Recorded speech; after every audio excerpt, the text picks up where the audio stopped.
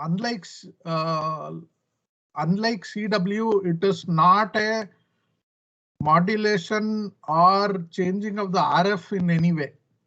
FT8 is more of you are adding a payload on top of existing RF. Okay, what is that payload? Payload is an audio signal. That is all. And we are not adding the audio signal. That is, as an operator, we are not responsible for adding the audio signal on part of the RF carrier. The software will work with the radio to add the audio signal on part of on top of the carrier. So in a way, FT8, even though we call it digital transmission, it's actually SSB transmission. That is all. Because it operates on USB, it is an audio signal. Though that audio signal is not human understandable, it is computer understandable. In a loose sense, you can still call it a phone signal on radio rather than a CW, Charlie Willie, or a typical normal phone signal where we operate on voice.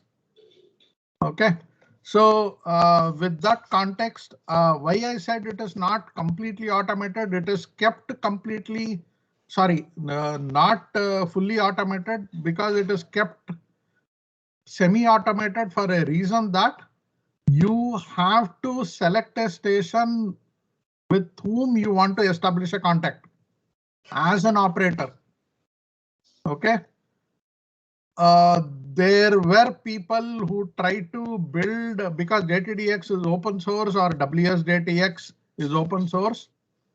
There were attempts by people to build a completely automated one. It is easy to build. It is not difficult. But the ham fraternity as a group decided that they will not fully automate it because it is as good as a communication between two stations as phone or Charlie Willie.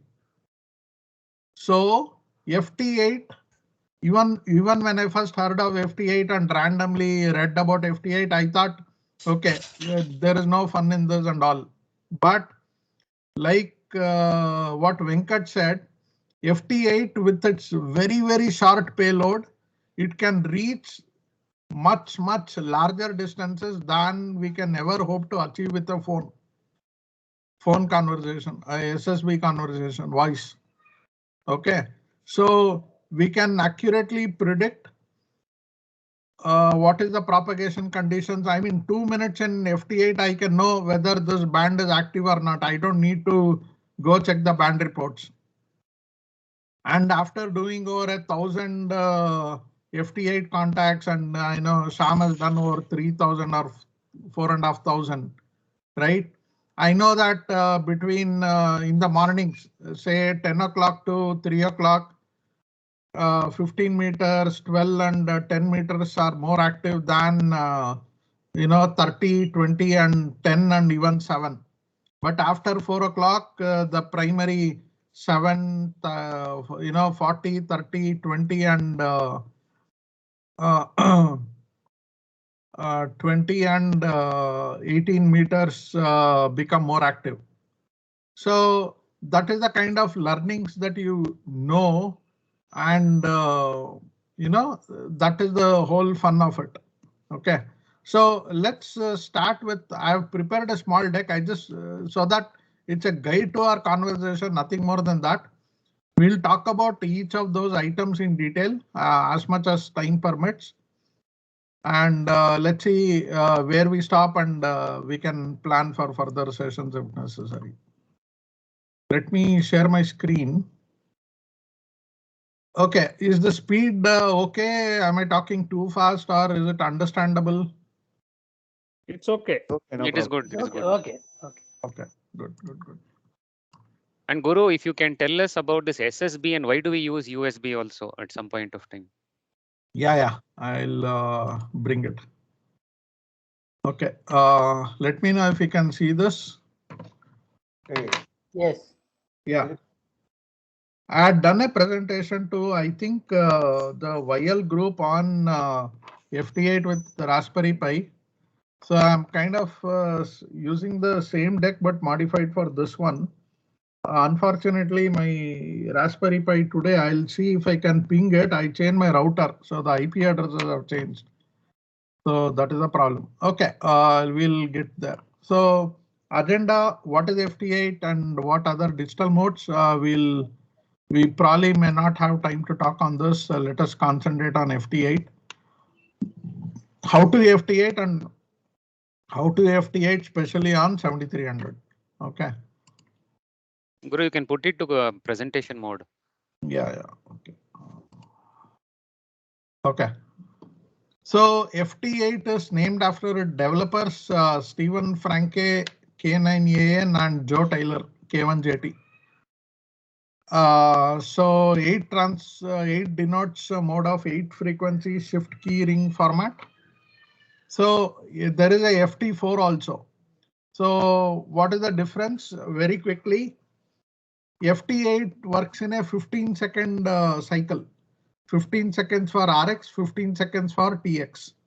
FT4 does it in half, 7.5 seconds and 7.5 seconds. Okay. So tones, that is the tones is the coded audio. Are spaced at 6.25 hertz and on an FT8 signal occupies just 50 hertz, not more than that. Okay. For example, a normal USB or a SSB, we check into net, right? It's anywhere between 150 to 250 kilohertz. Sorry, hertz. That is the bandwidth that a normal phone conversation takes. But FT8 signal occupies just 50 hertz. So that is why there are dedicated complete 1 megahertz bandwidth given on every band for FT8 alone. So we look at, I have not listed it down, but JTDX handles that nicely, but there are mostly ending with 74, 7074, 12074. Okay. And on bands which I've got only 100 kilohertz bandwidth, that is 30 meters. I think it is 10138. That is the frequency. So unlike JT65 or JT9, which takes about a minute, 65, right? It is 65 seconds or 90 seconds. Transmit and receive cycles in FT8 each last about 15 seconds. People are waiting in the lobby. So can we? Yeah, I'll admit them. I will admit them, Guru. Yeah, sure.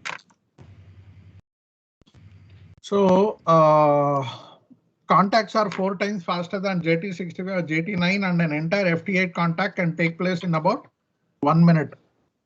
So why 1 minute? Because there is a handshake that happens. We'll go over that handshake in the JTDX. I'll make couple of contacts to see how it works. So first is everybody, the software also issues a CQ, and once the software issues a CQ, the other station will respond back with his signal report of you. You will respond back with the other station signal report. Then you will send a 73, you will send a 73, done. There is no other,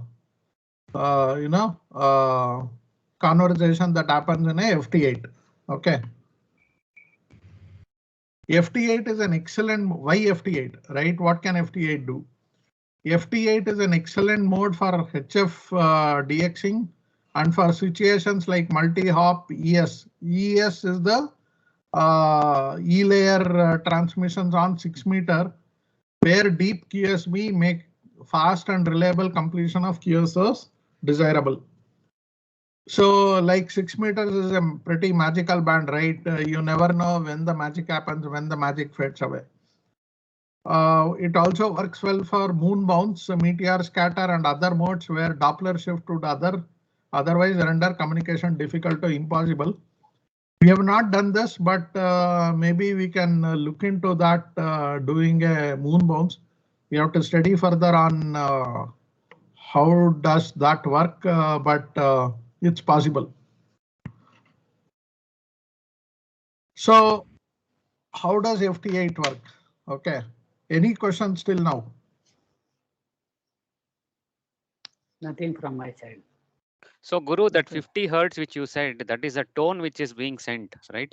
In No, that no, 50 no. That is hertz. bandwidth. Okay. So within this 50 hertz, the tone is a portion of it. No, it's entirely only tones. There is nothing else. So this is what you will hear. Let me open up my phone. Can you hear this? Yeah. Yes. Yeah, it's only tones. There is nothing else.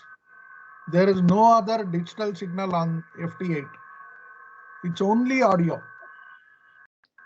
So Guru, just now what you played was a recording, or I mean, No, it's live.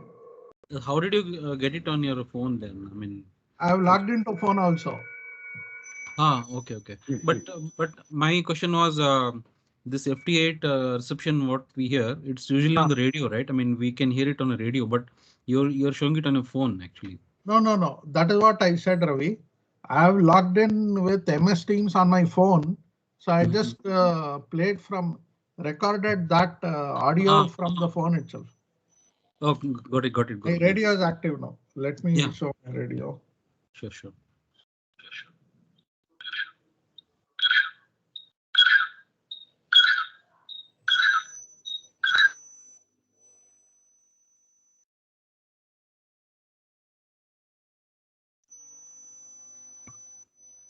Right now running on 15 meters.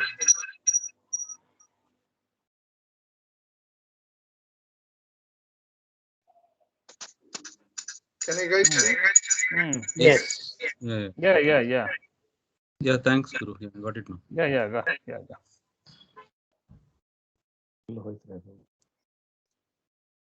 So, Guru, my question is the different timings which we see in our regular USB or LSB, this one, band frequency operation, the same thing applies to FT8 also?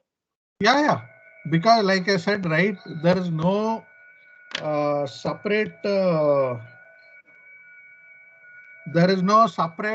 protocol for FT8 except for the audio tones.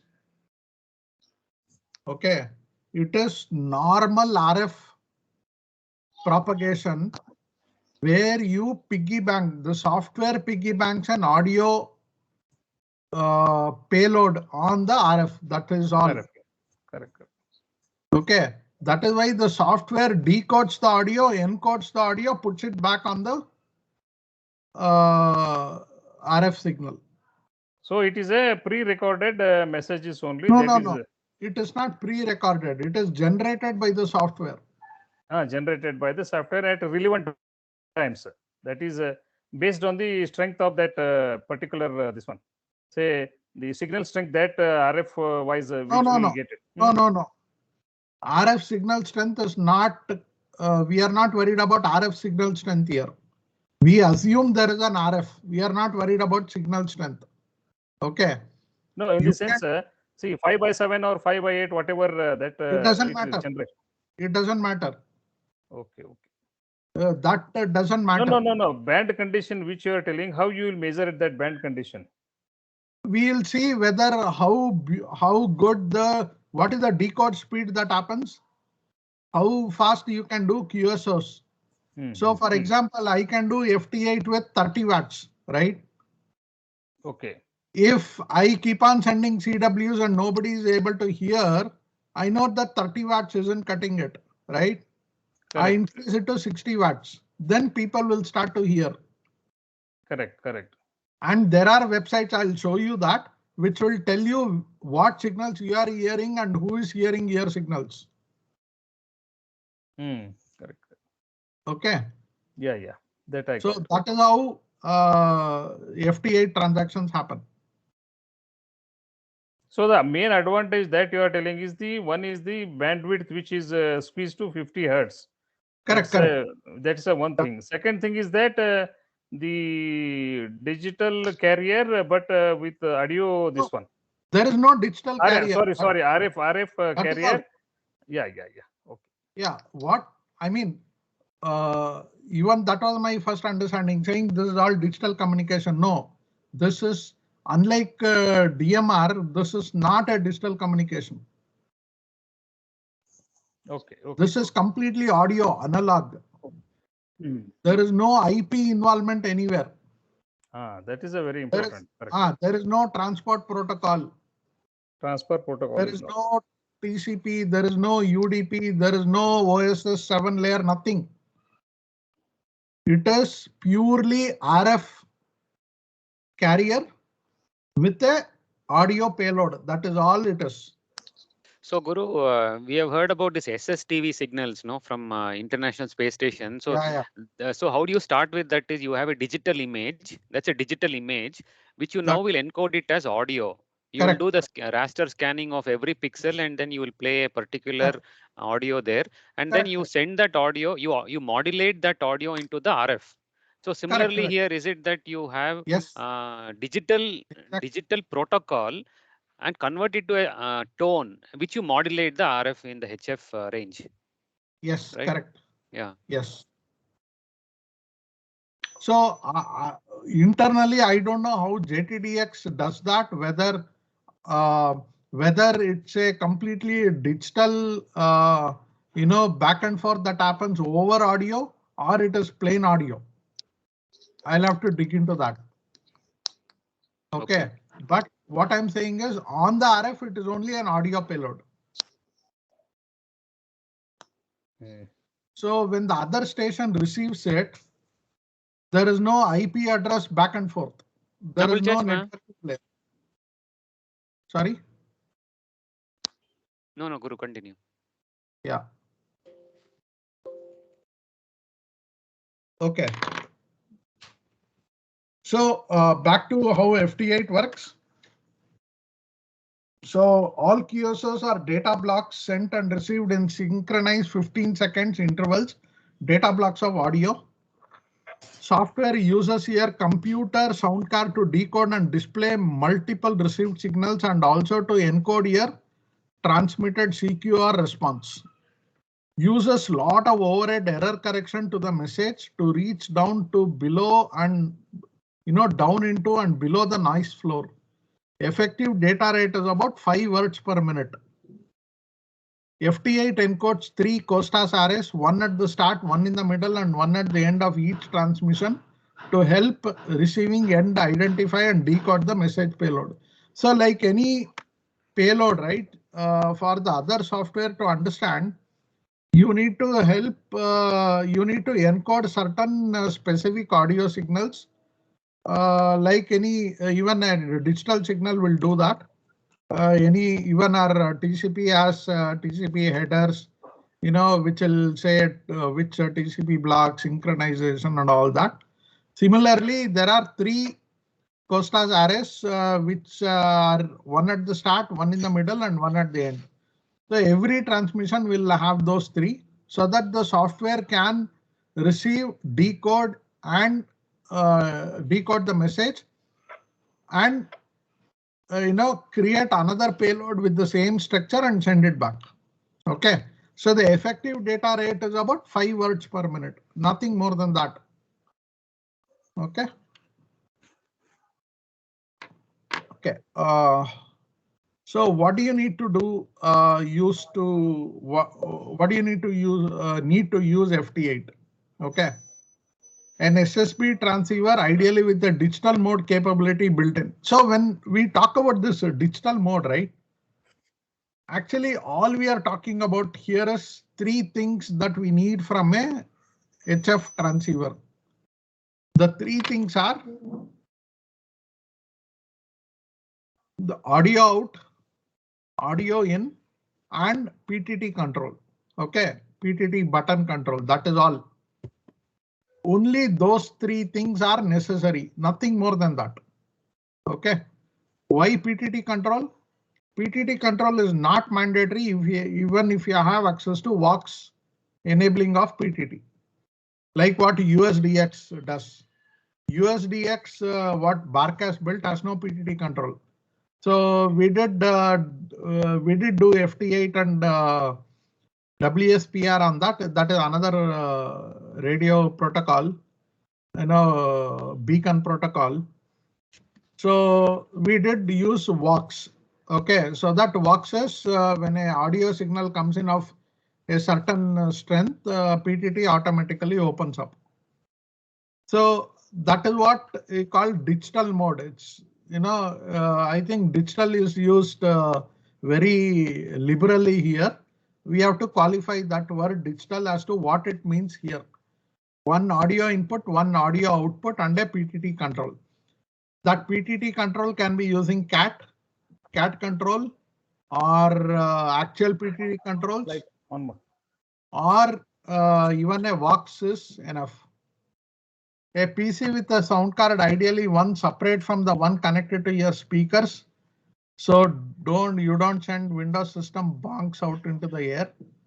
Must support 48 kilohertz 16-bit audio. This is what happened when I initially joined this meeting, is that Teams took out, assumed 7300's audio card as default audio and video.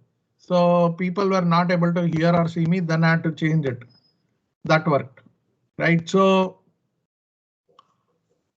that is what we need, okay, to use FT8. And one of the advantages of 7300 is it is built for more than USB and SSB, built for digital operations like FT8, WSPR, and other digital modes. Some form of rig TR control such as CAT, Vox is an option, but less convenient. Yes. A computer with a 1.5 gigahertz faster processor running Windows XP or later, Linux or OS X. Software such as WSJTX, or I don't use WSJTX more. I use its next version JTDX, which offers much more better control and features. Means of synchronizing your computer to UTC within 1 second. Yeah, this is extremely important that you keep your computer clock in sync. Otherwise, the synchronization between audio signals are screwed up, and you'll become both, you will be able to receive, but nobody will hear you because you are not in the same time sync. We'll talk about that. So before I continue, any questions on this? So which is a good software to do time sync? And also, is this FT8 softwares available on Linux? FT8, yes, it is available on Linux, JTDX, and both WSJTX. I wish I can ping my Raspberry. I'll try and do that. I can show you my setup on Raspberry Pi also. Guru, I had a question. Yeah. So usually in the normal mode, sometimes we see the doubling happening. So is there a chance of doubling happening in this FT8? Like, I mean, even my rig will be transmitting, and then somebody else VU from somewhere he'll also be transmitting. So we might lose that. I mean, how does your transceiver handle this doubling? So FT8 will transmit do TX to only one station at a time.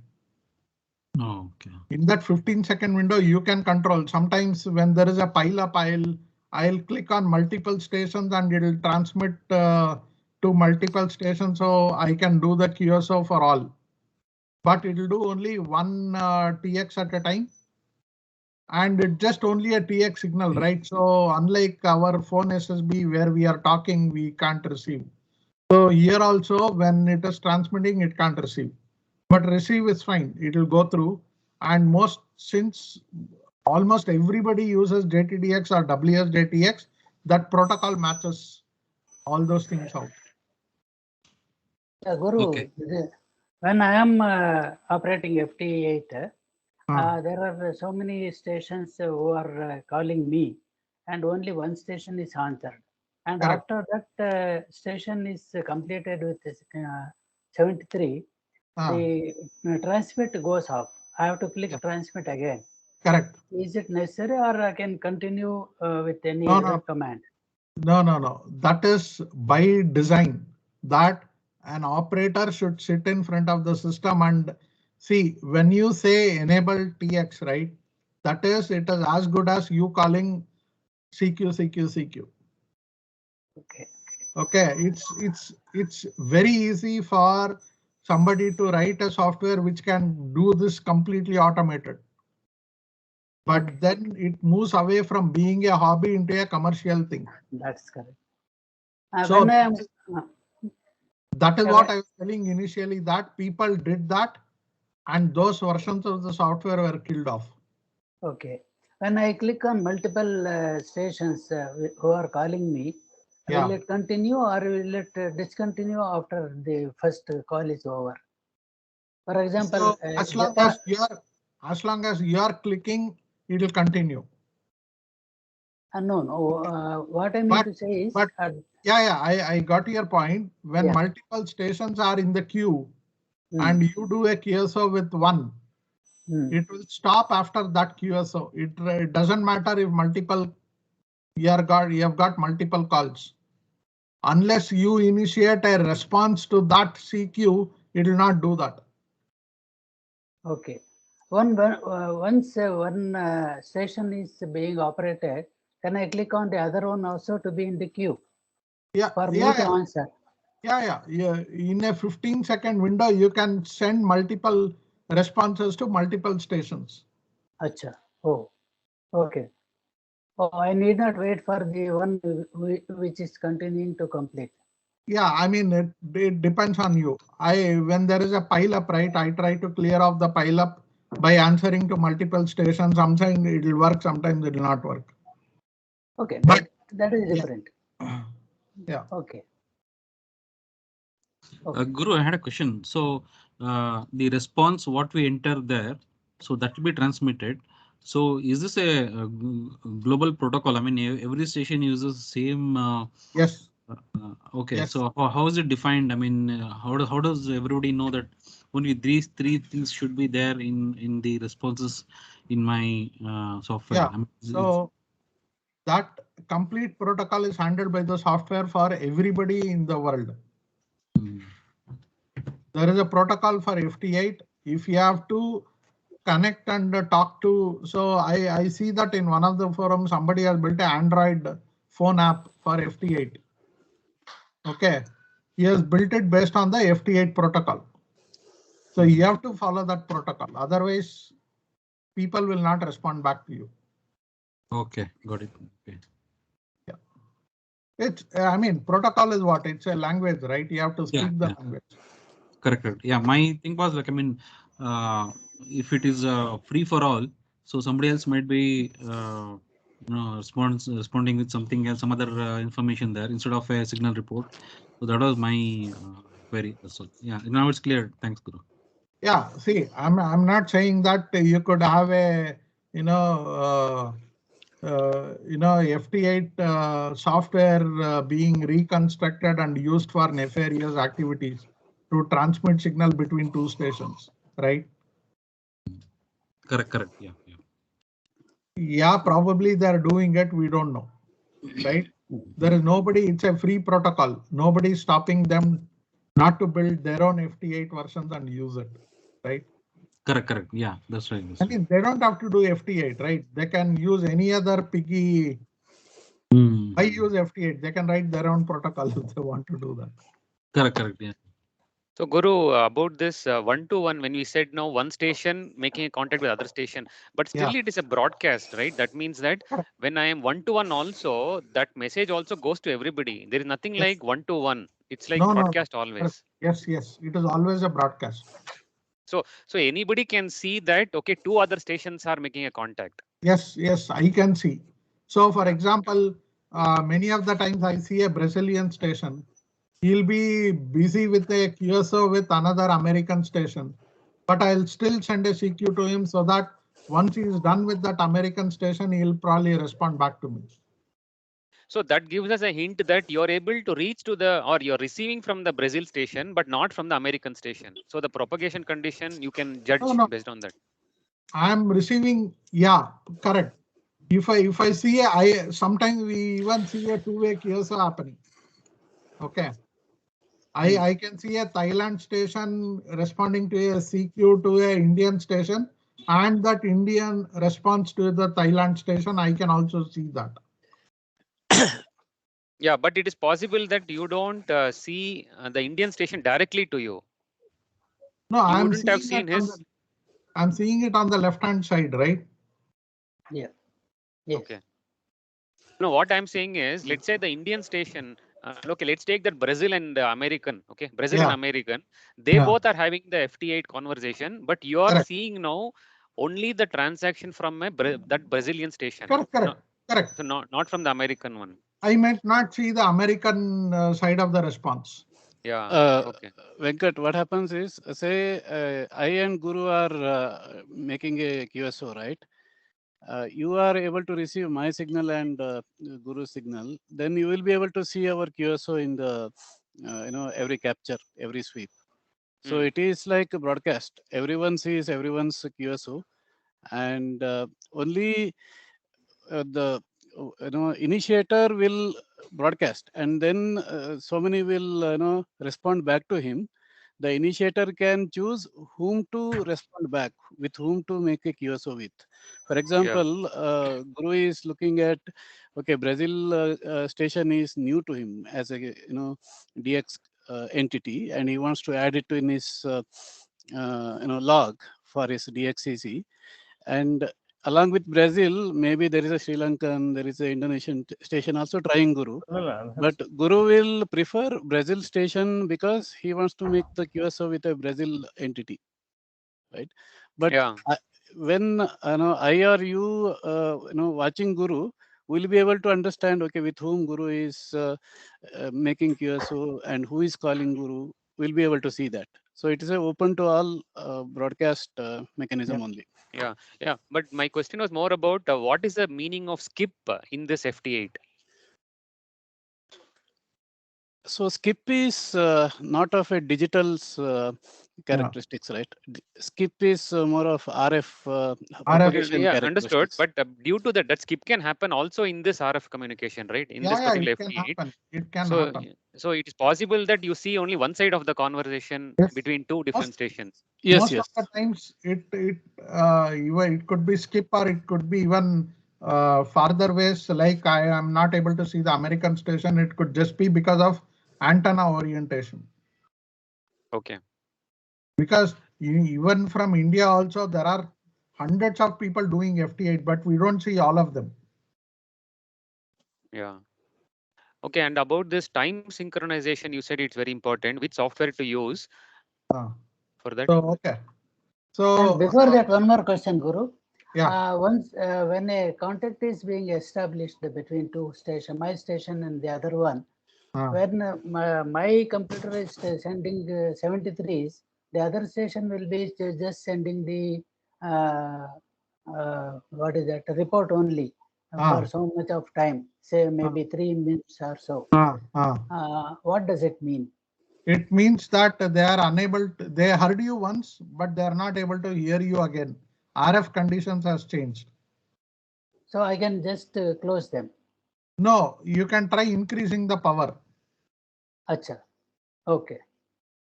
So, I mean, even first I thought FT8 is a low power QRP operation, but later on I realized that is not true. So I started with 40 watts. It was not necessary. Now for farther stations and usually in the midday, right? Band conditions are not very good. I usually use anywhere between 70 to 80 whiskey. Okay. When TX is going on, can I increase the power? We didn't hear. Correct. Thank you. So I would advise not to change your power when TX is going on. Okay. Yeah. So Guru, about the time, time synchronization, tell us about the software. And you said now it is very important for the time to be in sync, because we are all working on the same synchronous time cycle, right? 15 seconds transmit, 15 seconds receive. So we should be in sync. Why is that? Why is that? Is because if you are on the same, okay, let me now show the software itself to help you understand. Okay, so this is the JTDX software. Okay, now if you look at it, I'm monitoring it. I'm not transmitting anything. We Okay. are not seeing that They are screen, Guru. Oh, okay. One second. Let me share my full screen then. If you see something you should not see, don't blame me. We will not be on skip, Guru. Okay. So can you see now? No. Not yet. Now only cable I think and you have to stop back sharing side of and the- share the entire desktop. We are seeing your 7300 settings. now you can. Yeah, now it's on. Okay, screen. I need to share this. Yeah. Okay. Can you see now? Yeah. Okay. Let me initiate a contact with Greece. Okay. Now, let me. Okay. There are some things I wanted to get out before we come to this. Okay. Can we do this in order? I'll come to this, Venkat. Can I postpone your question for a while? Yes. No problem, Guru. Yeah, Go yeah. ahead. So because okay, I want to get to the point where we understand how do we initiate FT8 from 7300. Predominantly, the method will be the same for any radio, but we are concentrating on 7300, right? So you see this USB port, right? I had also done something similar for my UBTEX. You can also do something similar for UBTEX where I had taken a USB dongle with mic and speaker. You get that, right? Put in a USB hub, connected the Arduino also of UBTEX to the same USB hub, and connected that entire thing into my laptop. So I got both audio, speaker, mic, and PTT control via that. So 7300 also does that similar thing, wherein that this USB port, right, has the complete controls of PTT, audio, video, sound card, everything. Plus, you see the port next to the USB, that is the CIV control. That will also give you an additional PTT control audio and video. Sorry, speaker and mic. Okay. Maybe Sham can take one more session on how to create a cable for this. I have done that, but Sham is the expert in this area. Okay. So connecting, what kind of cable you'll use? I mean, people say use Ferrite core cable and all those things. I've just used a normal USB cable printer type and it works for me. So I'm not bothered. But yeah, prefer to use a Ferrite core if you have too much of RF in your stack. Okay, I have not done that. So there's no harm in using a Ferrite core. So I leave that up to you. Yeah, or we can get the clip-on ferrite cores and use it on the normal cable. True. The reason I said I have not used a Ferrite core is because clip-on also is very expensive, Sam. Yeah. So use it only if you are finding problems in signal not coming through, PTT not working correctly, and all those things. You can suspect RF. That's all. Okay. So after you connect the radio to your computer, you should see a port like this. Silicon Labs CP20X USB to the UART bridge. Okay. This is the port that you will see. I mean, the port number changes every time you connect or every time you restart. So you have to change that. But usually every USB has an identifier and the OS will cache that identifier to the port every time you connect. So the port number should not change much every time you connect. At least for me, it doesn't. But a different USB device, the port number will be different. So I know that on my laptop, if I connect a Arduino, it is COM11. If I connect a Raspberry Pi, it is COM7. ICOM, it is always 3. So it caches the USB HID value. Okay, so the next part is coming up to the setting. For the settings, let me take you to the software itself. Okay. So once you open it, would it help if I guys give you an installation overview, or you will do the install and just want to see the setup? I think the setup will do. Yeah, Guru, I think we'll all need a installation setup guide as well. Okay. Sam, I'll cancel the TX.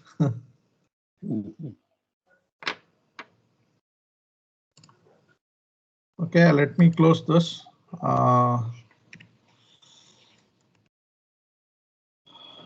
Okay, so this is where I have. Let me take a backup of my data so that I can restore the log file, and then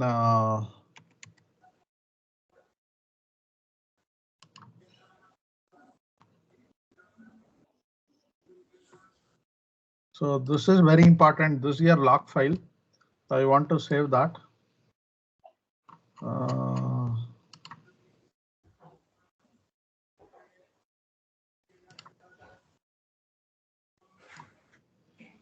Okay. So I'll uninstall the software. Okay, JTDX is software ham. Okay, yesterday I installed it in a different, yeah, here 158.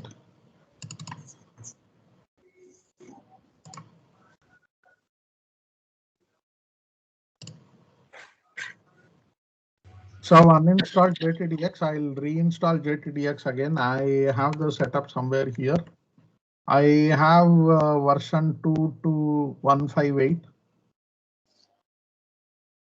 So I'll start with the installation.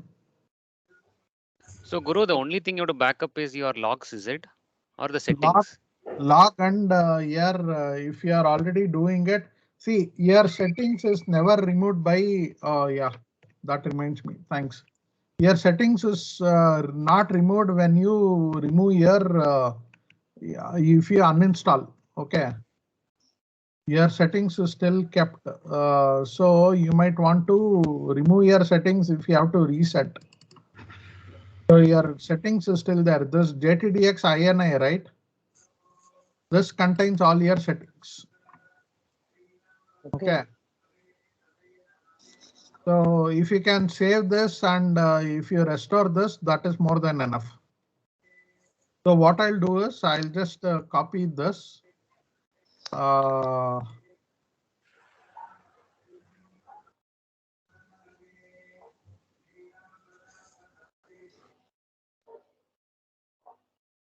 Copy this just because I can get back to the old state, nothing more than that. But I'll remove this as well. Now that I've copied it, it's usually in your users, your username app data local. Okay, that is the location here. Profile will be sitting. So I'll just remove this, delete, and you're done. So I'll go back to the installation.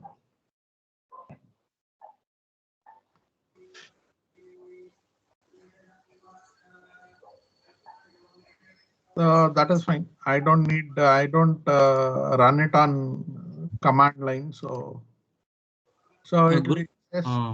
What is the latest version you're installing here? Because I'm doing it parallel here in my another laptop. So it's 2.2.158. Yeah, this is the latest one. I think so. Let us verify that. 64-bit or 32-bit? 64, I think. Okay. So that I found on website jtdx.tech/en. That is the one. Yeah, that is the one. Okay. Always install from jtdx.tech. Other versions might be, malware and all those things. So this is the place. So 158 is the latest. Okay. Okay. I mean 64-bit or 32-bit depends on your laptop.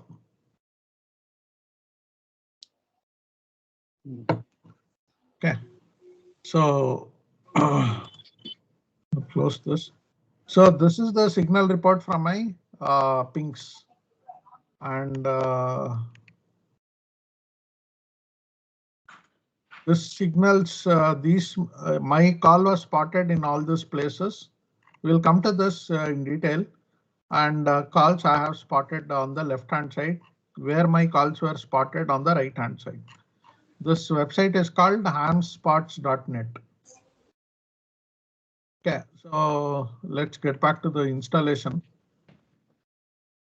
So C:\software.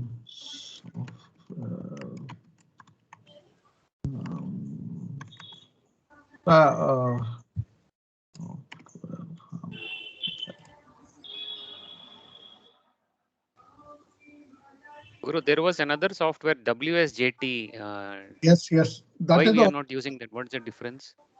This has more controls, Venkat, and better and better controls, better control for PX and some automation you can do here. Okay.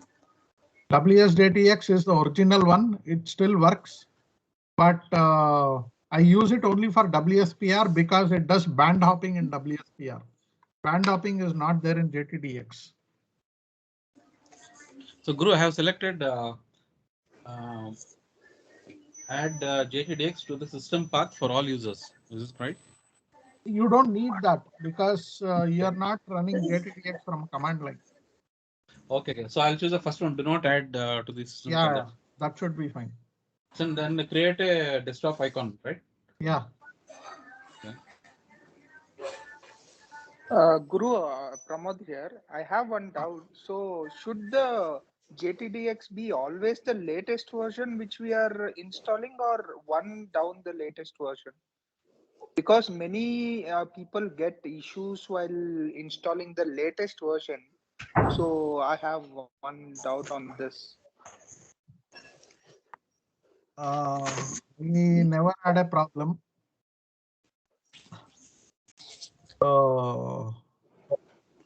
It is not a problem. I am actually running, N-1 only now. I know which person you are referring to. Even I had problem with them, but with their laptop rather. So I don't know why. I don't know why. True. Yeah. Actually, I'm also running the latest version. So even I don't have problem. Few people have problem with the latest version. So probably there is something in their service or something in their laptop which is causing a problem, but I did not have much time to debug that issue that day. But Guru, if the FT8 protocol itself has a backward incompatibility, then two people wouldn't be able to communicate. Correct. Exactly. Protocol. See, I don't think the protocol is changed, and it is more of adding new features with every software or bug fixes. Okay. I mean, I'm sure they will not change the protocol. They'll probably come with a new protocol and new software. So instead of FT8, they might call it something else. Okay. So I'm running JTDX now. Guru, I ran into an error. What error? Installation was complete, and then when I execute the file, it's telling that it's a pop-up. It's telling that another instance may be running. Try to remove stale log file. Do you have JTDX running? Did you install the old one?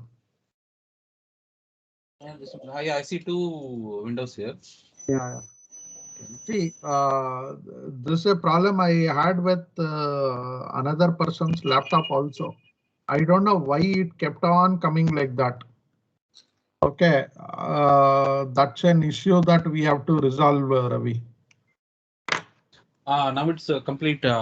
Actually, yeah, you're right. There was a parallel processing happening, and then yeah, now I was able to get into that. Yeah, now I see two screens here. Yeah, I'm inside JD. There's a white graph screen and the HF community. that one. See, I am also getting it. Yes. I think multiple. See, I closed it. It could be a software issue also. I mean, yesterday night I did this. I did not have any problems. I uninstalled, reinstalled. Let me take out the USB. Yeah, you take out the USB while installing and uninstalling and installing, because if file is locked by the process, the COM port is locked by the process, complete uninstallation might not happen. So that is one lesson that I learned.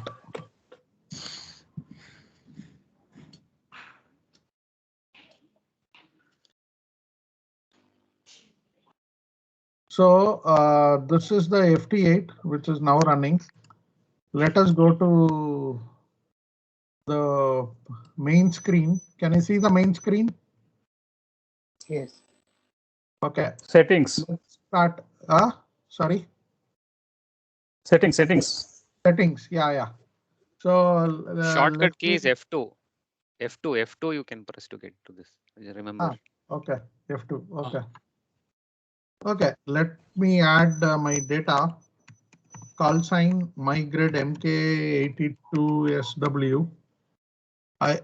Region is, I think we are in region 3. Message generation for type 2 compound call sign holders. I just keep it at PX3, full in PX3. Use current call sign, use current grid, logbook filtering.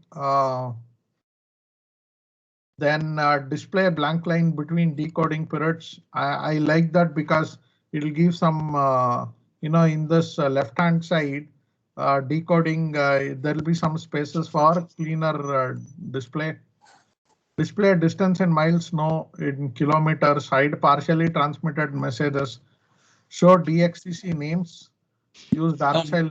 Guru, I had a question. Like, I mean, if you choose the display distance in miles, so I mean, do we need to be connected to the internet so that it will calculate the GPS locations, or how? No, JTDX always needs internet, right? No, it doesn't. But yeah, it needs to be connected to internet to figure out the. No, JTDX uses internet because that is how PSK reporter and ham spots, everything will work. Okay. And also it uses your grid location to calculate the distance. Okay, got it. Yeah, that's another way. Yeah, that's right. I mean, you don't need internet per se for this, but for all these features, you will need internet. Okay, got it. Okay, I'll not change the font, but I usually like changing the font. But if the default is good enough, I leave it at that. So this is something discovered yesterday. Scroll messages, windows down means now new messages are added from the bottom. If you press this, it will start adding from the top. I don't like it, but if anybody wants, you can do that. Then I prefer monitor off at startup. Then I'll click on the monitor button here. Decode at T52 seconds. So I leave that unchecked always. Decode initially. Allow TX frequency changes while transmitting. I'll switch it on if the RIC parameters. Then TX watchdog timer, I'll put it at 5 minutes so that after 5 minutes, usually the protocol says after 5 minutes of continuous TX, it'll go into RX mode for a few minutes just to give the radio a rest. So I'll put it at 5 minutes. Tune timer, I'll put it at 10 seconds. 30 is too much. Tune is this. I use this because when I'm on odd frequencies like 30 meters or 12 meters or 17 meters, I don't have an antenna. So I'll click on this tune and then my antenna tuner picks it up and then tunes accordingly. So that is what I use the tuner for tune, but 10 seconds is more than enough. So I leave it at 10 seconds. 30 is too much. So this is the first screen. Next, going to radio. This is the critical one. I'll select ICOM 7300 here. You can of course select the radio you have. I know it is on COM3 and I know I've set it at 1150 to 100. Now, how do we set this? Yes, let me show you my radio. Hope you can see my radio here.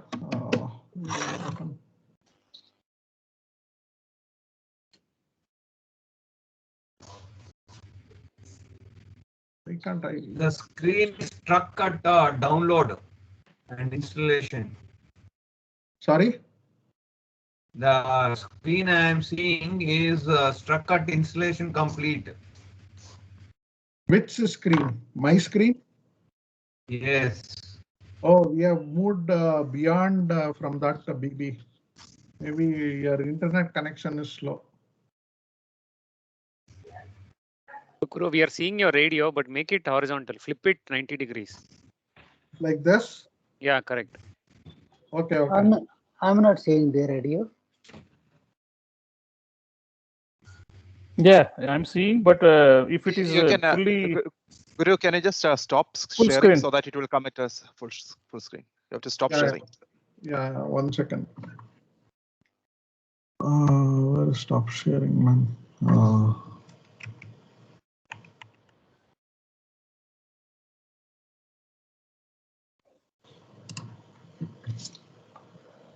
Okay.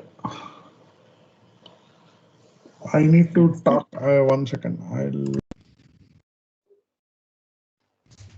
Yeah, can you guys hear me? No, the previous one was okay. Now it is echoing. Yeah, 1 second.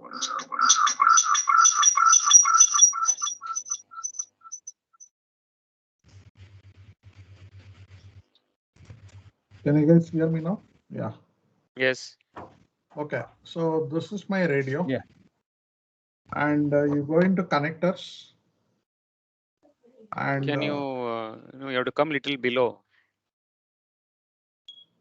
Data mode. Yeah, data mode is External USB. keys. External CIV. Go into CIV. USB serial function should be CIV, not architecture. Display hoitu. CIV. Guru, in the radio, it's under which submenu here? This connectors. Menu setting connectors. Menu setting others is there. Connectors. Huh? Go up, go up. Scroll up. Scroll up.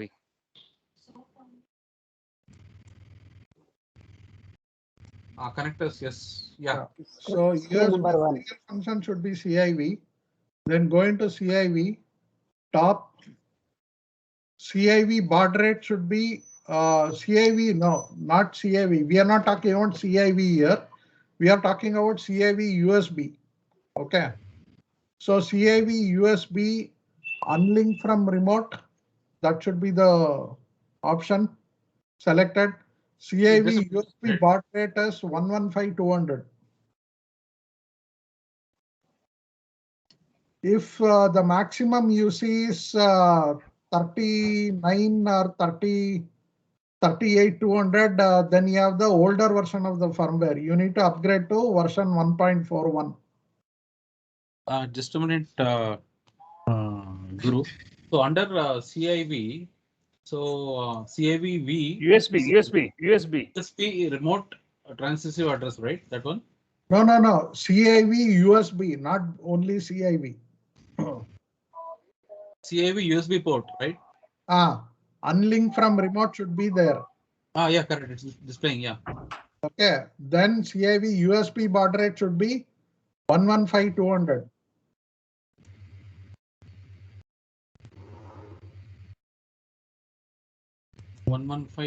Okay, fine. Then echo back is off. Off. Oh, yeah, that's right. Okay. Yeah, that is all. Data mode should be USB.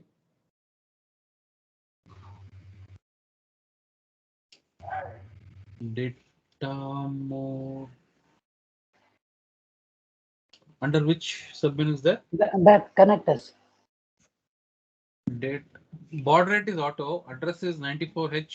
No. Come outside. No. Come to outside, okay. connectors, third screen. Connectors, USB serial function, CIV, right? Above So that. go Above up that. top. Before external keyboard, data mod.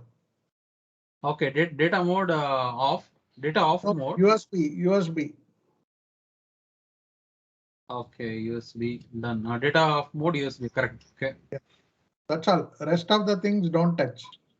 Okay. Okay. No need to save, right? It's auto save, right? All the functions. Yeah, auto save. And Okay. if you have the latest 1.40 or 41 firmware, there is another shortcut. 1.41. If you have 1.41 or 40, you see this 1 and 2 here, you go to 2, there is a preset. There is a FT8 already given by ICOM. You can just select that. Ravi, you can just look at that FT8. Under which submin? Once again, sorry, Guru. Under that preset, where is this preset? So 1 and 2, right? No, your mobile phone. I mean, you need to still lower it. I mean, we're not seeing the screen there. Okay. Okay. This is the main screen, correct? Correct.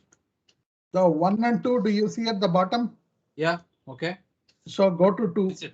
Okay. Preset. Okay. Just select FT8. It will do all that setting for you. Load the preset memory. Yes or no? Yes, right? Yes, correct. Yeah, fine. Yeah, it's in use, unload. FT8 Yeah, in use. correct. That's all. Okay. Okay. So that is your radio setting. Okay, done. Okay. So let me come back to my laptop screen. Share this.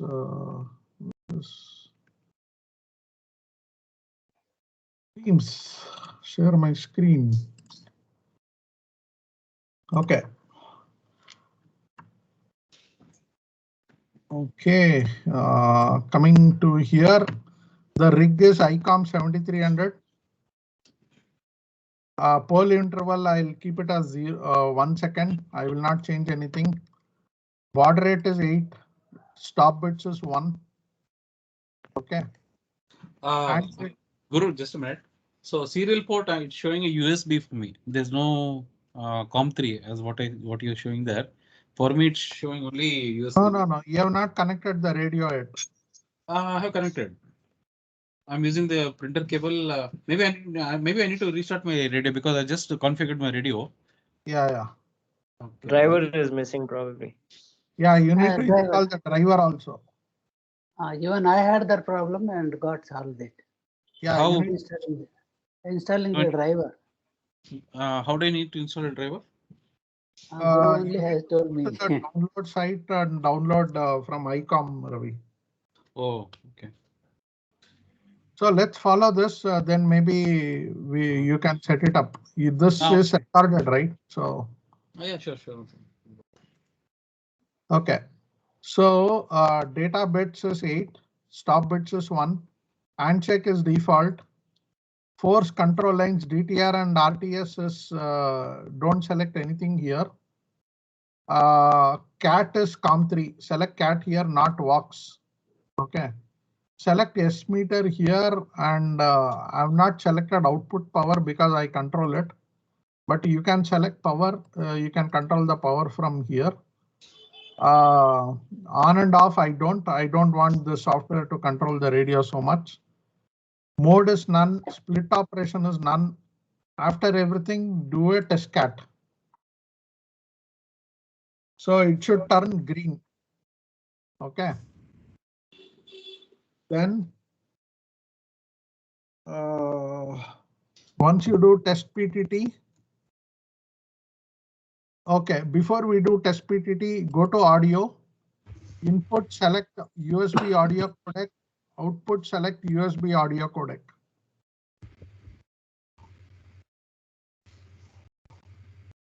This is very, very important.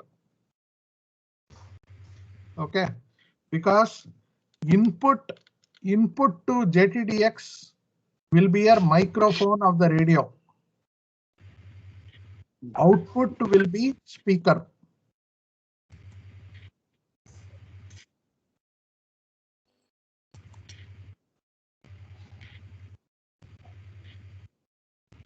So basically what you are setting here is the cross.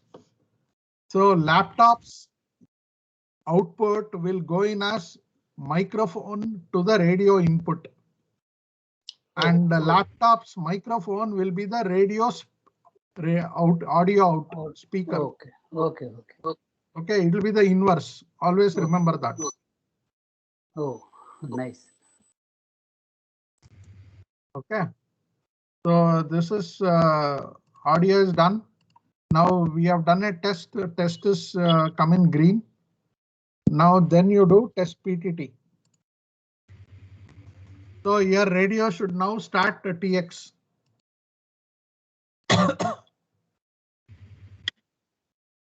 Red should come here. That means everything is fine. Okay. Then we'll go to sequencing. Answered. So these are all optional. Okay. With these three, you are good to go.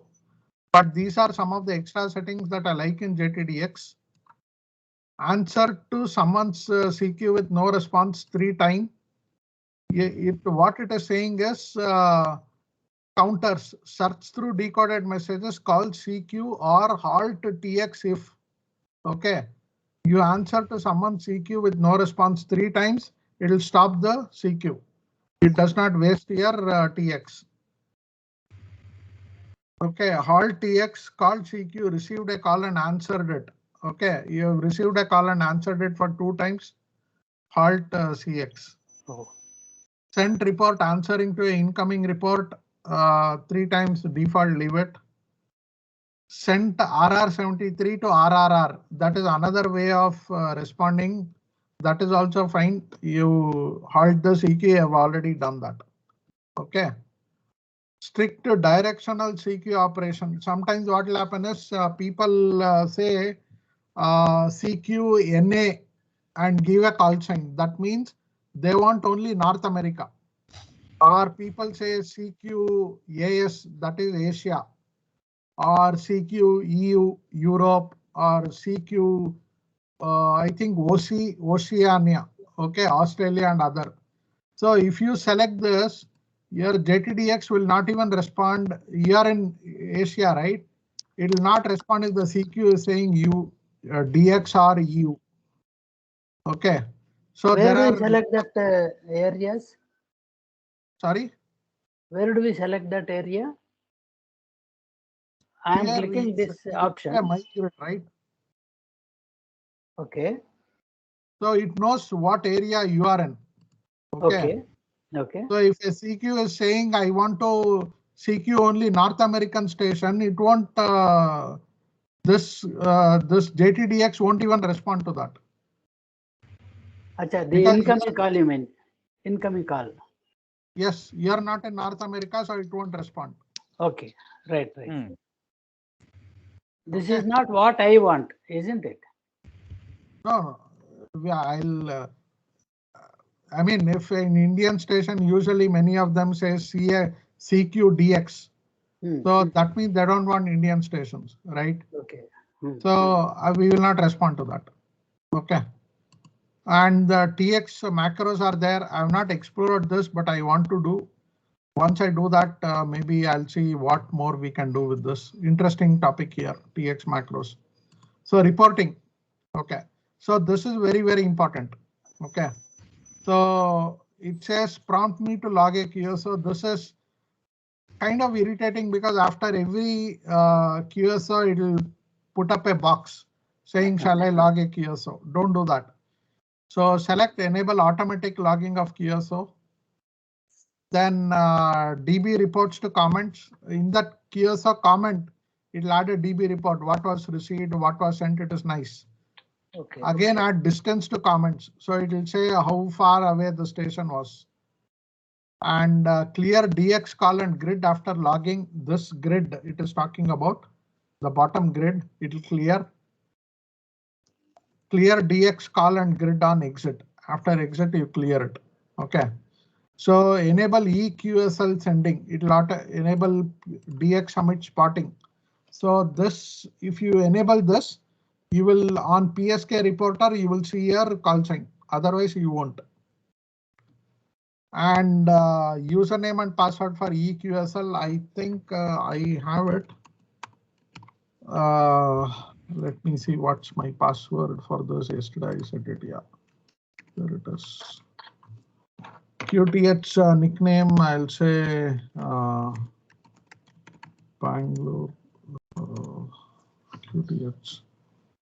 So this is for primary UDF server. If you are using other loggers like log for OM, and I usually use log for OM in conjunction with JTDX because that will help me do so many other things. Right now I'm not showing it because the way I set up the radio with a Omni rig and then connect to JTDX a little more complex than what I'm doing right now. So I just want to give a basic to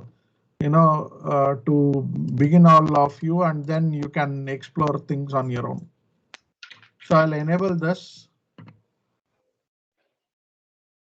and then go into frequencies. So all of this, you enable sending to TCP server, enable sending to UDP server. If you have other logging software down the stream, you can use all this. Okay. Decoded messages all.txt. So frequencies. So this I won't bother. These are the frequency bands for what frequency, for what region, and for what mode. So notifications, this is my setting per band per mode. So basically what this means is, let's say K1 ABC, you have a call sign here. Okay. So different colors has to, whether you have worked that call sign in the same band or on a different band, you have a different color. So I usually like purples because that's a new DXCC. I have not made a contact yet. So, and this one worked one, that is, you have already worked that contact in the same band. So green, I will not even try to do a QSO if I have other interesting ones, like a new call here, brown. So new call means I worked this contact in another band, but he is new on this band, so I'll work him, right? New prefix means I work similar contacts from the same area, and this is a new contact from a new prefix. That means it could be Russia. I work people from Moscow and St. Petersburg and that area, but it could be a neighboring area where I have not worked anybody, right? This is a new grid. So I worked MK80, MK81, but this guy is coming from MK83. I'm MK82. So he's a new grid, right? So new DXCC on band mode. That means it's a completely new band mode. It's a completely DXCC category. That is a new region altogether. This is a new DXCC on a different band mode, one which I worked in other bands or mode. Okay. So these are some of the, Sham, if you have anything to add here. Not exactly to this, but when you say something is more interesting than other, right, in this, your reception. So which station you say is more interested or you chase? I mean, probably that is the context. So I'll come to that. I did not talk about the distance or the signal report. I'll come to that. Yeah. Does this entry change frequently? No, the color frequency will not change. You can change it if you want. No, not color. The station list. No. This is given as a sample. Sample. Okay. Right. Yeah. This is a sample. Okay. Okay. And this my filter one. So you can filter messages or from these areas, or you can hide messages from these countries. Favorite countries I want to hide as CN, AF. AF is I think Pakistan is AF, right? Yes. Yes. AP, AP, AP. AP, AP. correct, AP. So I'll hide CN and AP also. And CN is hide what? CN is CN? China. Oh, But it will still come through the CQ window, this left side. But I've seen that auto CQ does not happen to these countries. oh, okay. BH, Guru, is China. Huh? BH. BH. BH. Oh, okay. I thought CN. Okay, okay. That is why. Okay, okay. CN. Okay. This is only personal preference, isn't it? Yeah, yeah. Personal. Purely personal and political. Okay, I don't ask why. Yeah, I will not answer why. Yeah, true.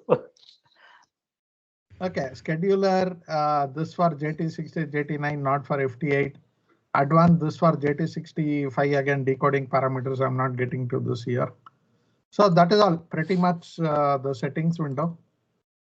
So once you do that, now let us look at the main window here. Let us understand what are the different controls in this. So if you look at this, right, this is the UTC, current UTC is shown here. And the DB, this is the signal report. Okay. Signal report, BD, BH. Okay, there are other things also. BD. Okay. Signal report is what is their signal report? So lower the number in the second column, the better your chance of getting answered. So CQ. So enable TX. So auto TX is there here. You enable this. So once you double click on this, it will go into TX mode. Okay, auto TX. Okay. So DT, this is the time difference DT. Okay. And Venkat asked that question, right? How do you fix the time difference? So let me go back to this. So there is different time synchronizers. I don't know whether I have.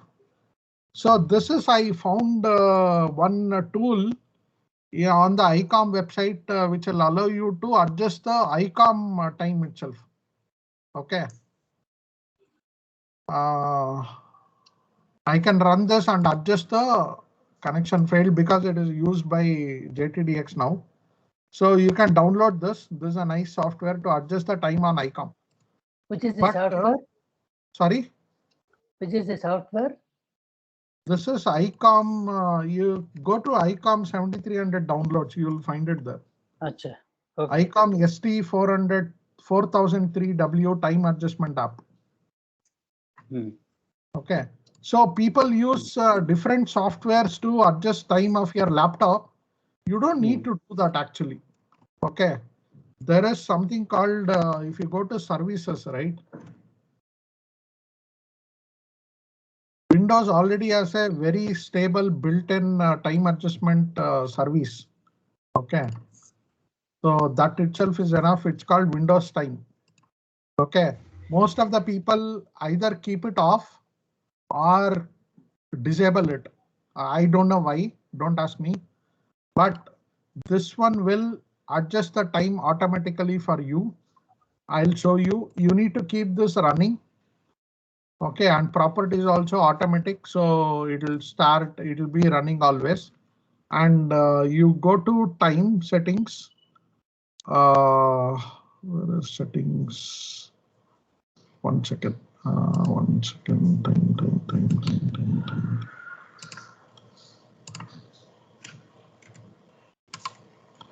Adjust date and time settings in Windows and set the time automatically. There is see additional things. Windows 11 they have changed. Yeah, internet time. So go to date and time. In internet time, right? You can change the settings. Say time.google.com. This is a NIST server, NIST server, or there is pool.ntp.org. That is also there. I just use time.google.com. Update now. It'll update it. Okay. And this it works. Okay, there is no problem. But sometimes what will happen is you want to force this, and they have what Microsoft has done is they have hidden it between inside additional menus and stuff. So I just use this command. I'll show this command. Show more options. So you can run this command or create a shortcut like what I have.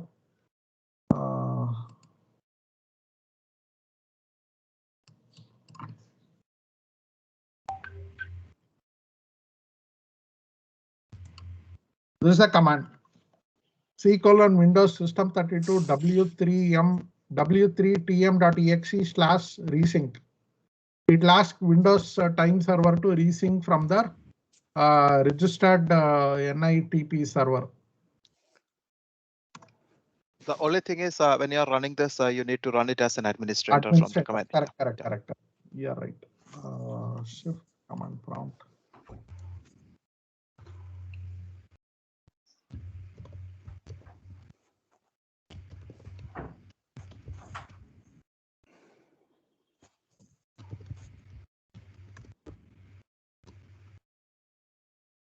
So it'll it'll set the time for you. See, you can use a software. There are free software as available which will do it. But my point is, don't you already have enough of software that you need to keep track of. Use what is already built into Windows. Okay. So this is pretty simple. Create a like this icon that I've created called sync time. I do this, it'll resync and send it back, right? That is more than enough.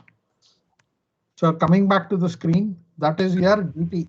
Okay, that is how you sync time. Oh, Thailand responded.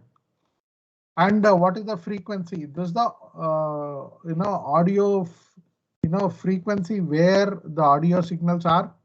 Not this the not the RF frequency. Sham, we are looking at the audio bandwidth, right? Yes. Yeah.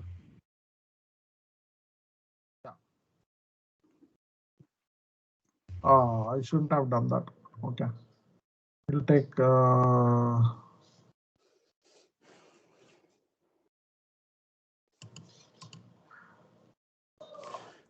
How do we do this faster, Sham?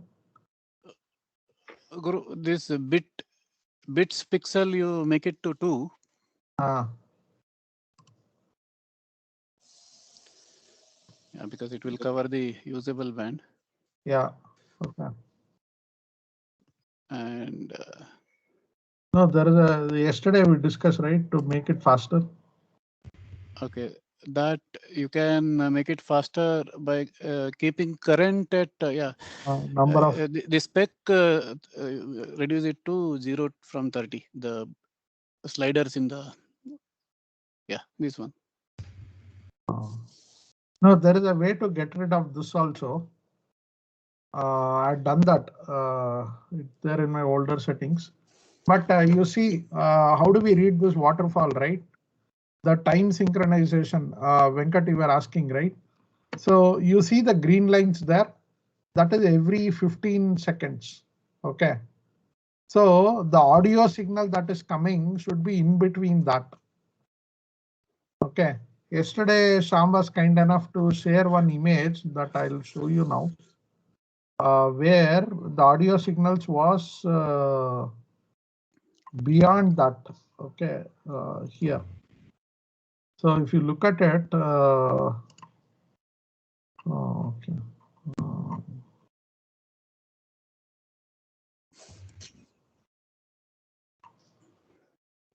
Yeah.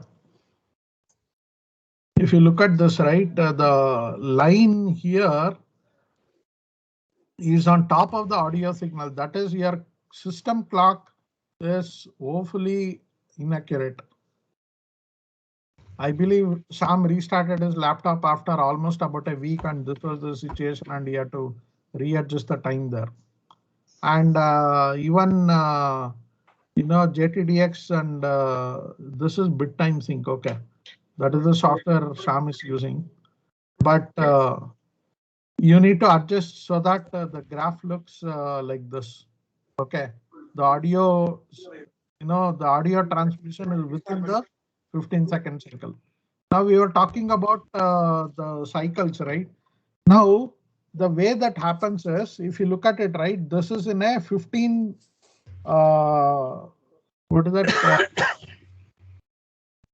0030. So we are in a 030 cycle, wherein the end, you look at the end of this. Okay. Why is it shifting now? 15. Guru, on the top of the application, right? That one, there you can choose the cycle. Yeah, I know. That is the TX cycle, right? I need to keep it. See, it is shifting here. Okay. It is going from 0 to 15 to 30. Why is it shifting? Probably some settings. It should not shift.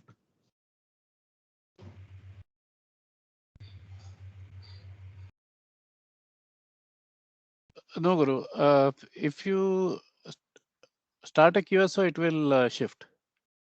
If you start a QSO, that requires another window. No. When receiving it is shifting, Sam. It should not. It should stick to one cycle, either 030 or 1545, right? No. It will receive all if you are not transmitting. Oh, okay. This is only for transmission. Yeah. So basically, FT8 is a 15-second protocol. So you should be on the alternative 15-second cycle. So if you are receiving, if that station, say for example, let me select a station. Okay. So I have Fiji here. Okay. I don't know whether I'll get it or not. We are on, Fiji is on 30. So I'll keep my TX to 1545. The reason is, if he is on 30 and you also TX on 30, he will not hear you because he is transmitting at that time.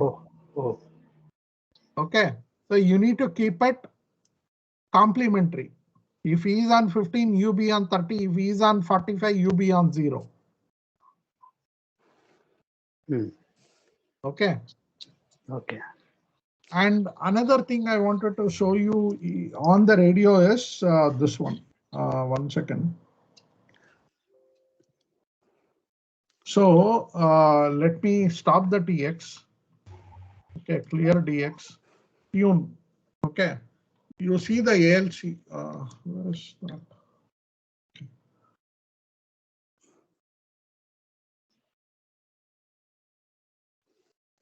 Do you see the ALC red mark there? No, I'm not seeing. That screen has not come.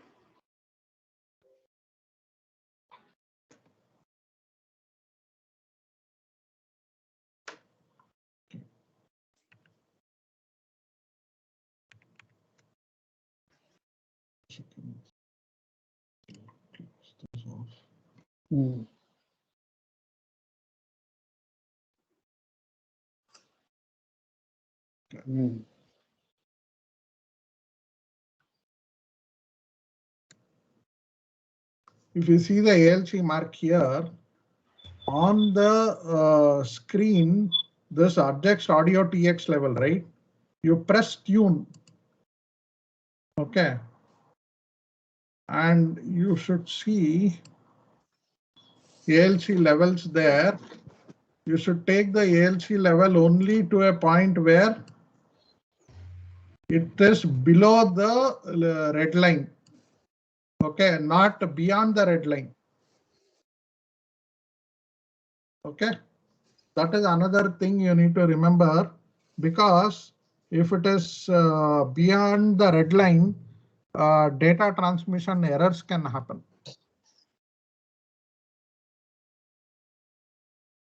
Okay, so that is with respect to the TX.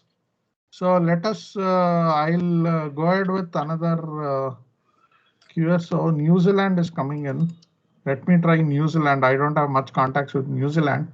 And so this is the frequency. Average is 11 seconds deviation from the overall. So 11 seconds time difference is okay. Okay. Lag is, yeah. 11 milliseconds. 11 milliseconds. Sorry. Yeah, thanks. 11 milliseconds is okay. Lag is how many decodes per this time period. So I'm doing very, very good here. 25 decodes per this time minute. Per plus 55 seconds. That is, I am doing decodes ahead of what people are reading me. That is very, very good. When I used to do this in Raspberry Pi 4 with 4 GB RAM, I was getting about 10-12 decodes for every 8 or 9 seconds. That is very, very slow. Okay, so that is the situation. So you have a faster processor, this number will be much higher.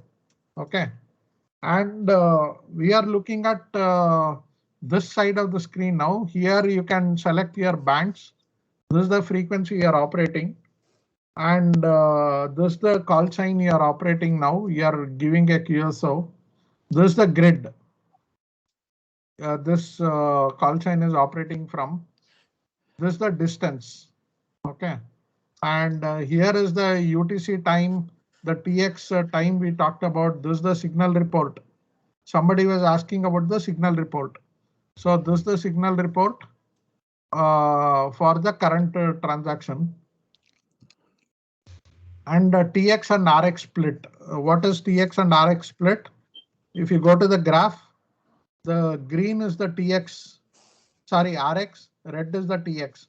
So you preferably do a red on a empty patch so that there is no much disturbances, interferences when the signal is going out. You keep the green on the heavily sided band so that you get most of the signals, most of the QSOs you can receive. Okay. So how do you place red and green? Right click for red and left click for green. So Guru, this green, no, when you say keep it in a place where there is a lot of traffic, that does it mean that you won't receive anything else other than that particular column? No, not like that. That will be red. That's got, so this is an audio signal. So this has the most volume. You can think of that way. Okay. So, but still it will decode everything in this entire spectrum. It will decode everything. Even this one it will decode. So only the red one is more important so that you don't want to create a doubling. Correct. So not doubling necessarily. If you keep red one in low traffic areas, there won't be noise disruptions. Okay. So red one is the frequency of audio you will be transmitting in, right? So if two people transmit in the same frequency, it may not fetch a good report. I mean, some people may hear both the transmissions, and it may overlap, and it may not. They may not decode it. Yeah, and one more thing, the funda is when you choose a column for the transmit, no, let's say you will choose 200 hertz, then the frequency you're actually working is 21,074 200, right? It adds to your. No, RF frequency does not change.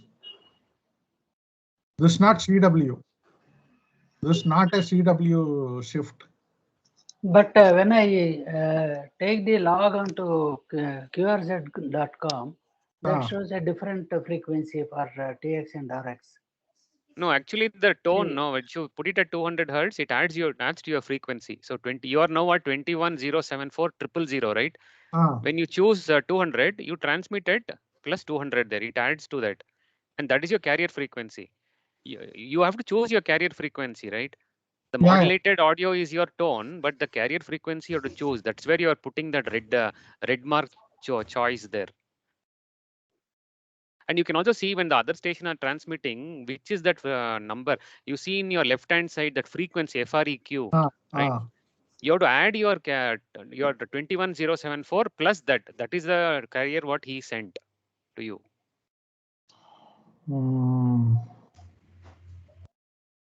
So right now this guy is 673. Okay. Malawi has contacted me. Okay. 673. It's his frequency. So Yeah, so he has transmitted at 21074 623 hertz. 673. Yeah. No.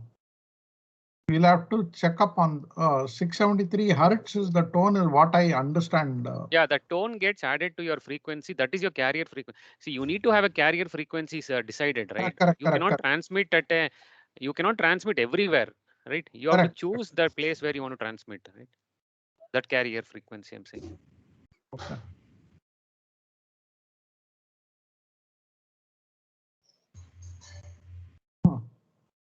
But in radio, I don't see that, Venkat.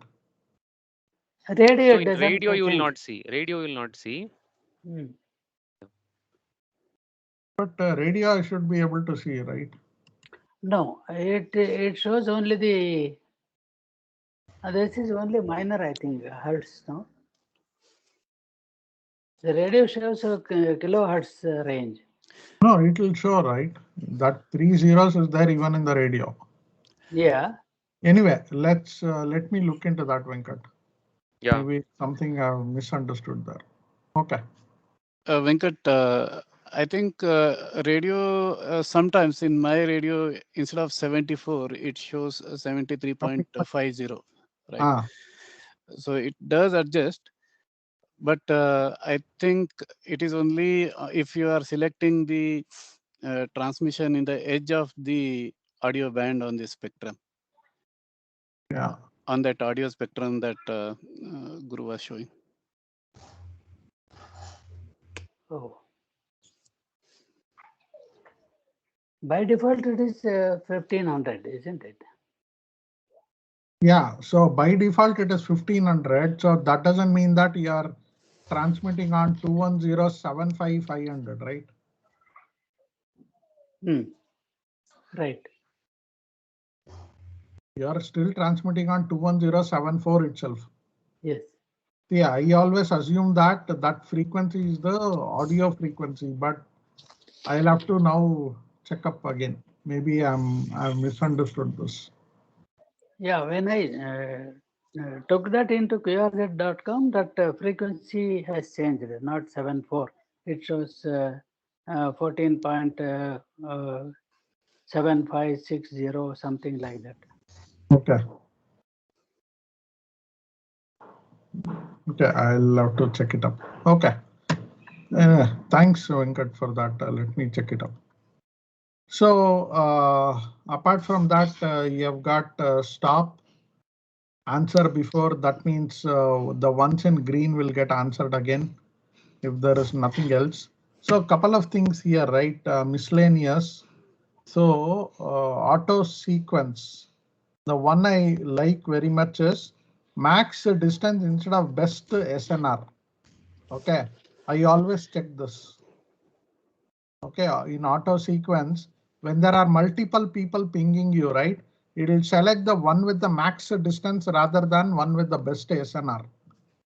Okay, I mean, it's your preference, but I would like to have more contacts, from a maximum distance than the best SNR. Okay, so maybe you might not want to do this when you have a QRP set going on. Okay, because you want more contacts. So you want the best SNR, that is towards 0. You want a better chance of having a QSO, right? Report message priority, that is also not required. Call and search through CQ messages. So call worked before call sign. So I don't want to call unnecessarily what I worked always. Okay, this one also call higher than new calls priority call sign. So I'll check this. So this is some of the things that are not there in WSJTX. Okay, So some of these things are, I don't know why this crossband 160 operation with Korea and Japan is a separate thing there. Anyway, I'm not doing anything on 160, so I'll leave it off. Languages. And these are the various mode. I know Ram was saying, View to GRM was saying in the afternoons, FT4. I made some contacts on FT4, but not much. Not many people are doing it. And this is WSPR2.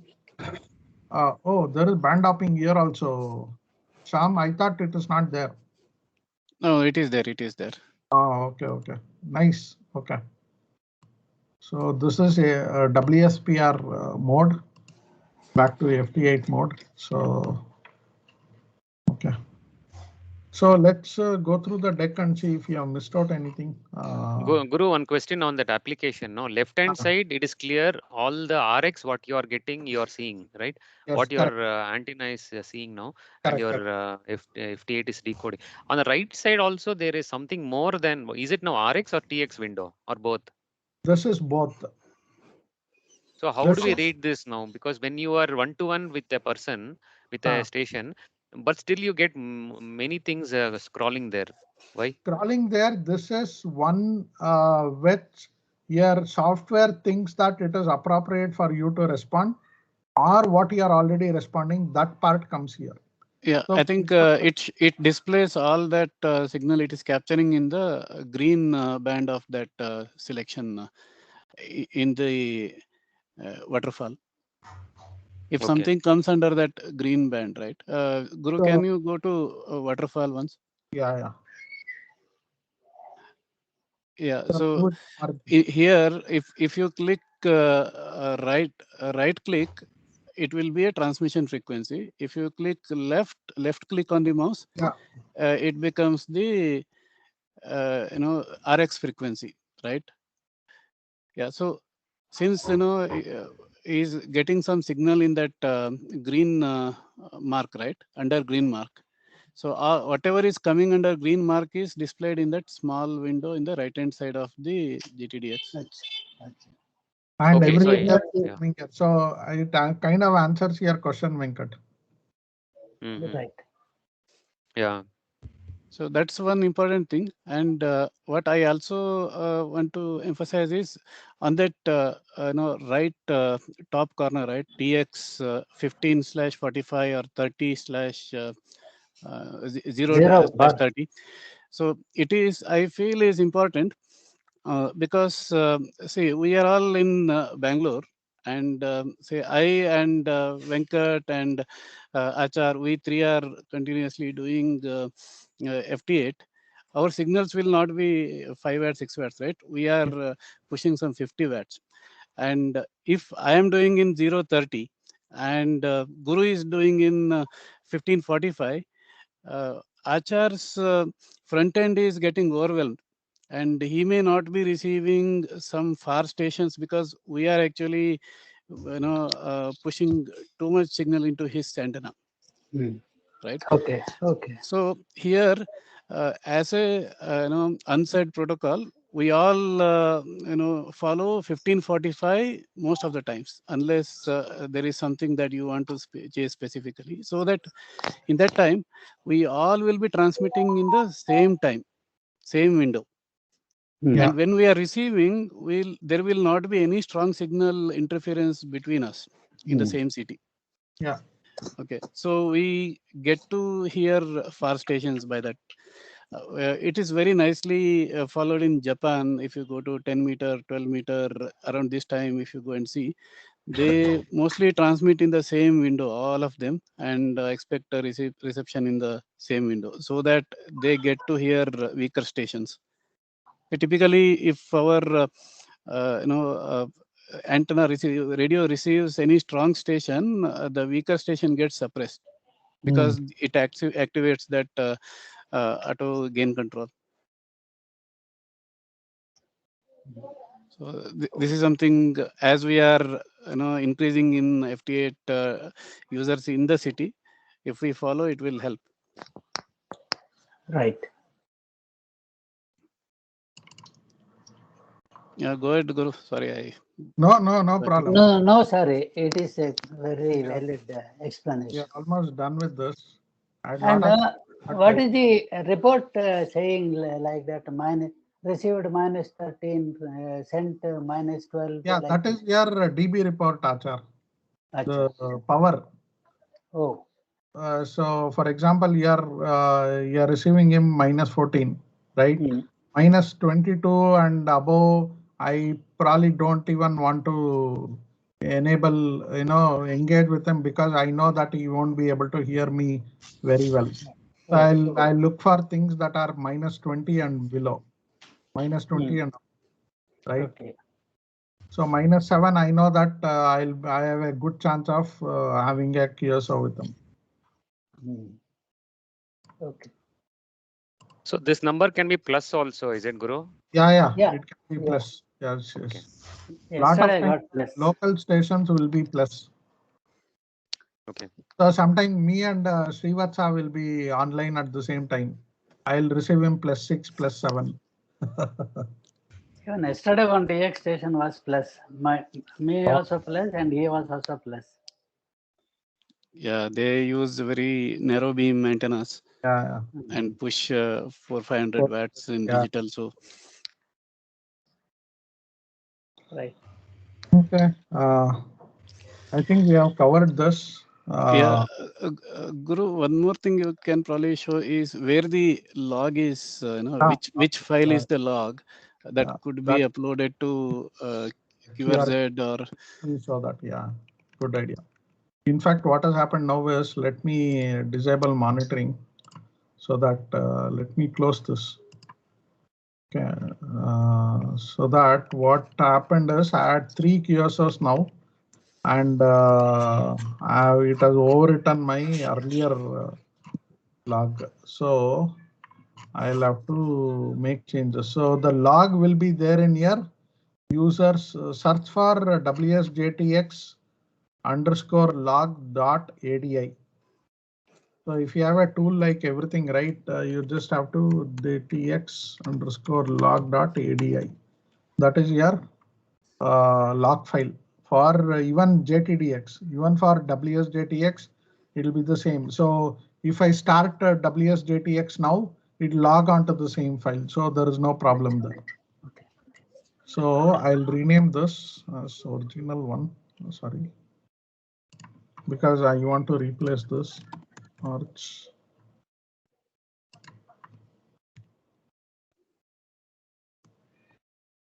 So I'll copy this into JTDX.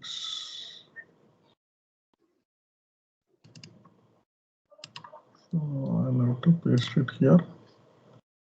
Then open Notepad++. I'll have to add those 3 logs into this. So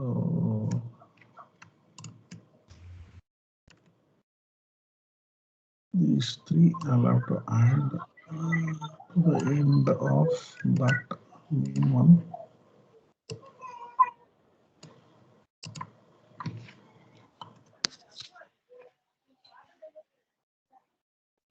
So this is the log of all my contacts. So close this, delete this, rename this. And I haven't uploaded log for some time now. So let me go to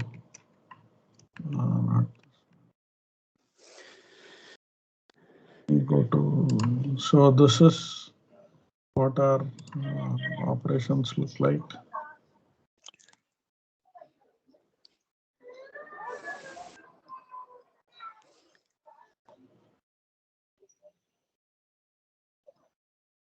So this is the area we have covered today in 1 hour, last 2 hours.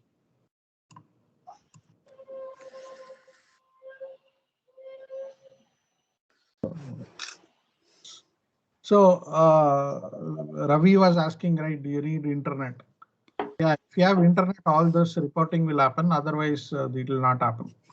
But it will still happen because the people you are having contact, right, they will upload it. Yeah, if you go to settings of JTDX, right, under reporting, there is something called enable PSK reporter for spotting and enable DX Summit spotting. I've never used the DX Summit thing. Yeah, I only have used PSK Yes. reporting. So when everyone has done that, say whatever I received, I upload to PSK reporting. What Guru received, he uploads to PSK reporting or Venkat. So it becomes a big data pool where we can everyone is uploading or gets uploaded automatically. So wherever my signal is reported, it gets uploaded by those stations, and I can see here. That's how it works. What happened? Why is this?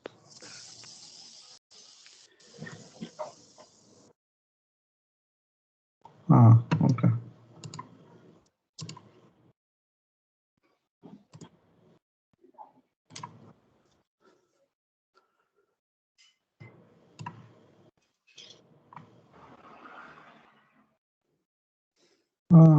Where did that go? Okay.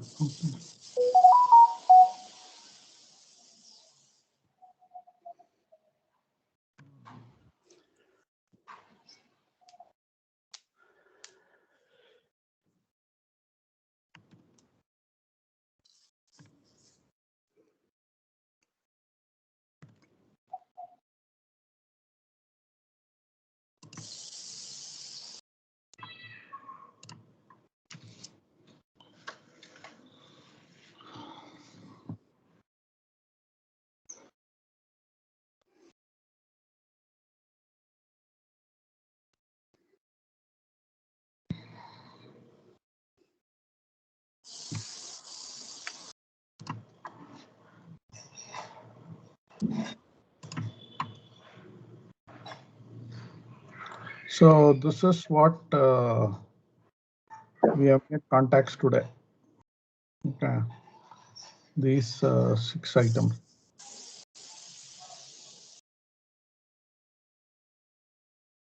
And some of the contacts I made yesterday.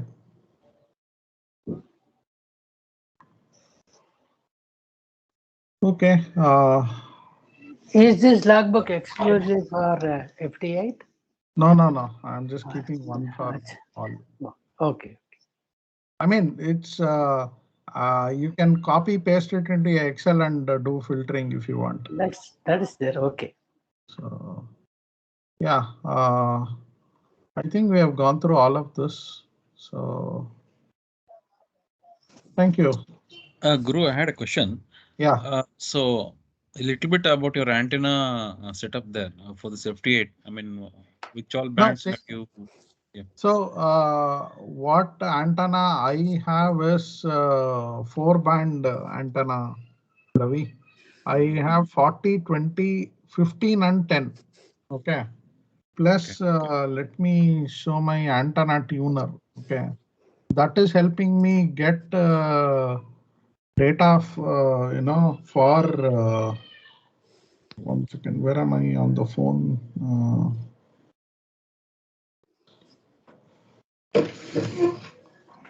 See this antenna tuner?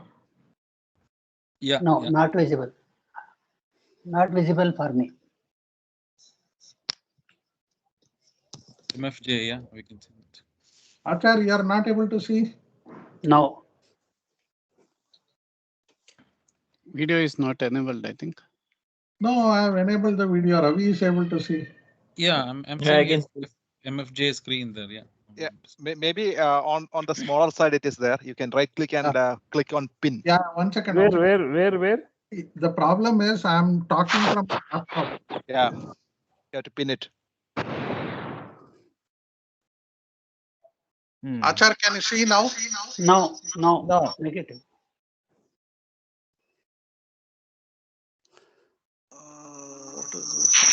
I think those who have now we are able to. Now we are able. Yeah. So this is my antenna tuner. And MFJ. this is my enter route.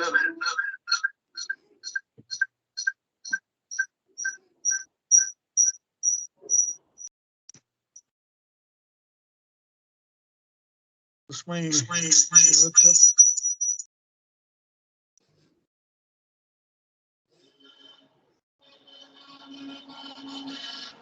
This my UHF radio and power meter. RS 102. Yes, RS 1102. Diamond. 7300 and my antenna tuner and power supply. OJE. Okay. Yeah. Rest everything is all the tools. That's it. A typical ham station. Okay, thanks, Guru. Yeah, one last question, Guru, from my side. So, yeah, a little bit about the driver where we had stopped because the driver is missing from my setup there. So, any link you would recommend from where I can install the driver? Yeah, let me share my screen. We'll go to the ICOM site. Okay. Okay, Guru Venkat, I will take leave of you. Yeah, Thank sure. you. Yeah. Thank you. Thanks all. Okay. Thank you, Bye. Acharji. Thank you. Thank you, Achar. You can go to the chat window, and I had pasted the link for the ICOM there. Okay, thanks. 1 second. ICOM software download. So ICOM Japan software. Yeah, this is firmware download model 300. So this is the this is I think what Arun also has linked. So you have the USB driver. For This is the old version 1.3. 1.41, there is no, that is the firmware. Don't confuse firmware with USB driver. Okay. Right. Yeah. So this is the USB driver that you install on your laptop. Okay. This is the firmware you install on the radio. Okay. Correct. So we'll choose the 1.3 version there, the first one. Yeah, correct. 1.3. This is 1.2. No, 1.3. Yeah. Okay. Then once you install this, you should be able to see the 7300. Correct. Yeah. Guru, one more doubt. Like, if we can see control software RSBA1, is that a paid software or is it paid? Okay. Yeah. Unfortunately, so can we download that RSBA1? No, I think download is only the update one. The original one, I think you need to get it and from ICOM itself on a CD or drive. Okay. And by the way, I have the software RSBA1 version 2. I have the licensed one, and I would recommend not to buy it. You can use WF view if you want the spectrum to be visible. I have the WF view. This one is okay. You can control your rig remotely, but the usability is poor. So don't spend. It is some 8,000 rupees. I think I have it with me. I recommend not to buy it. So this is WF1 view. Okay. No, we are not seeing your screen. Oh, sorry. 1 second. Where is that Teams? Control screen on. Yeah. Can you see now? Yeah. So let me change to 7. Nothing on 7. 15 meter must be having digital now. No, there is somebody talking. I think VU to RBI is there.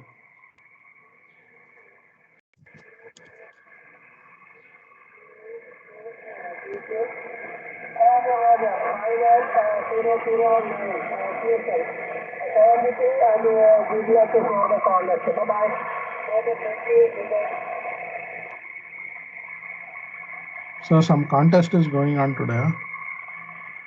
Okay. So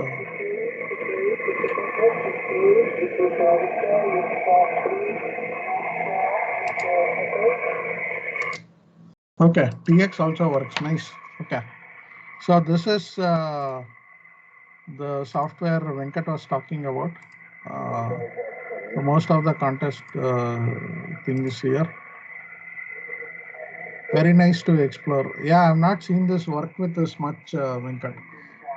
So RSBA1 is not useful, no? No, I would recommend not to get that. It is a clumsy user interface, Guru. Okay. Yeah. Okay. Guru, and one more question. So if you go back to JTDX software, so there on the left hand side where the decoding is happening, so I have seen few users also getting the distance. So right now we are getting it on the right hand side below the grid, but I have seen few people getting the kilometers, like the distance on the left hand side. So is there an option to add that, or is it custom made by the user? No. There is no custom made. Even I have seen, I've never figured out actually. Yeah, that's a version of WSJTX. It's WSJTX, huh? Yeah, Okay. it's specific to a version of WSJTX, which throws the details of the distance of the station calling as well. Okay. WSJTX. Latest version. I remember RAM had GRM had used it. No, I have not enabled this radio cat control 7300 COM3 8 default as USB COM3 disconnect. Okay, connection to read is not the way. Actually, I use FL rig to do the cat control, and all the software I direct to FL rig to get the radio information, so that we can share radio between two softwares. Like I am using JTDX for FT8 and log for OM for logging, and both are connected to FL rig, so that FL rig shares all the radio information with both the software. Okay. Because we can't do serial port sharing in Windows. Yeah. Okay.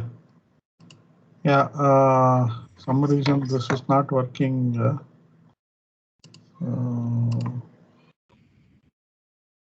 And command rejected. Maybe too many things I connected, or something has not closed correctly. That is the reason. Is JTDX running?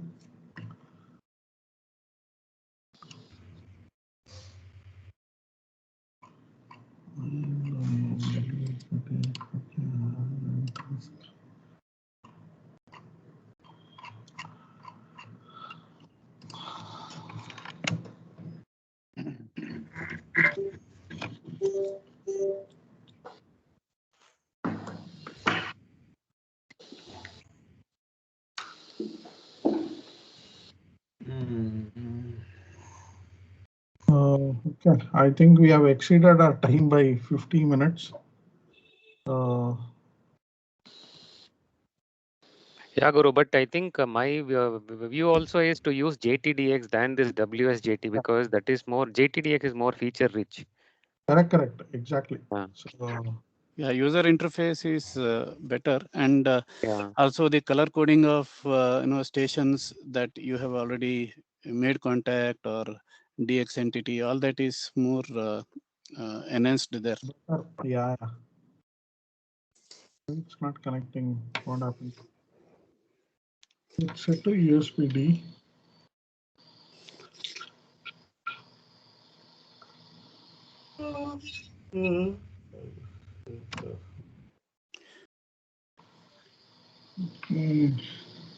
And Guru, on the power slider, you have kept it at middle of the mark, right, on the slider. So what? Okay, this is in.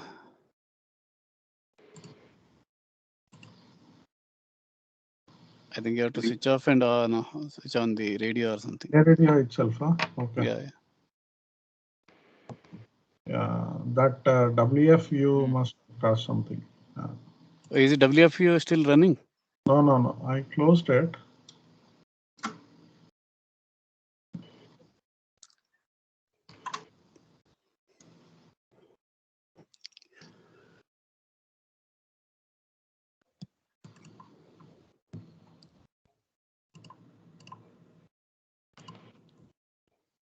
Shyam, that power slider, can you tell us about that?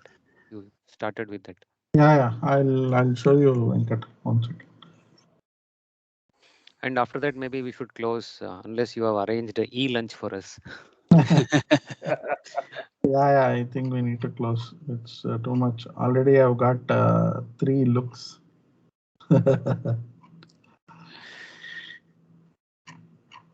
Yeah, it's gone now. See, a lot of people, Venkat, think that FT8 is digital, contacts are silly and stuff like that.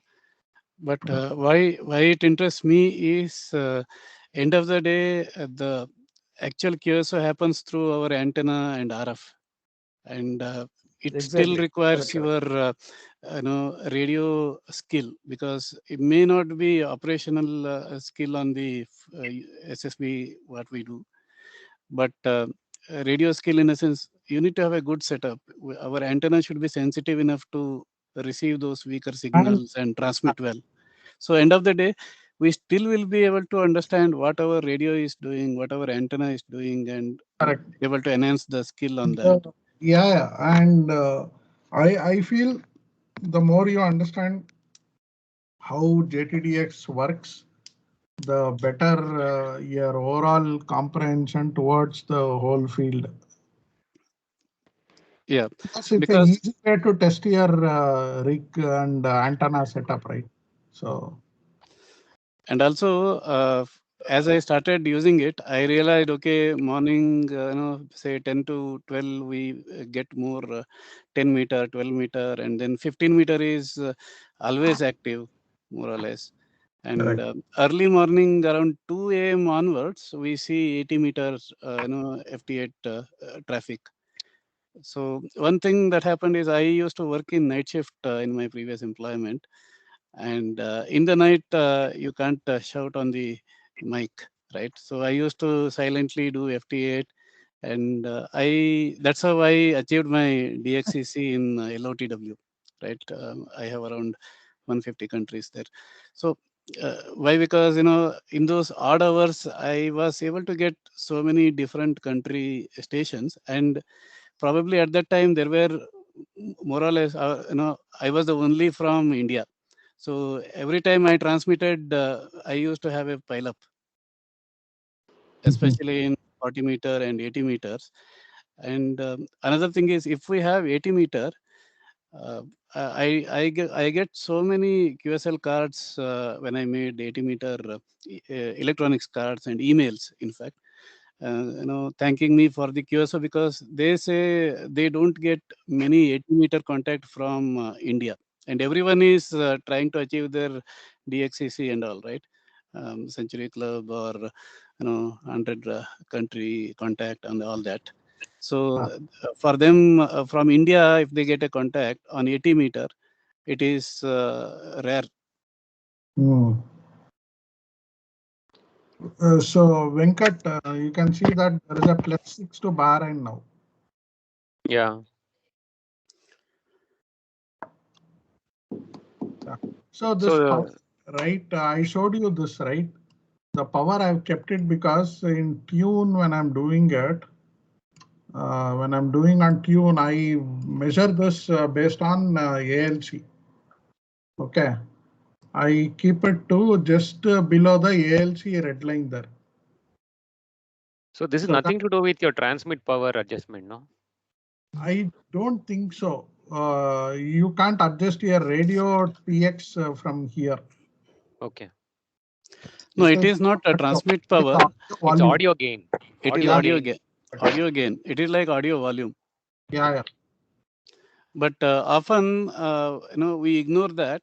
even when I did a reinstall of JTDX a couple of times, I started transmitting, nobody is listening, and I bumped the power and nothing happened. I was wondering what is happening. Then I realized this was near zero.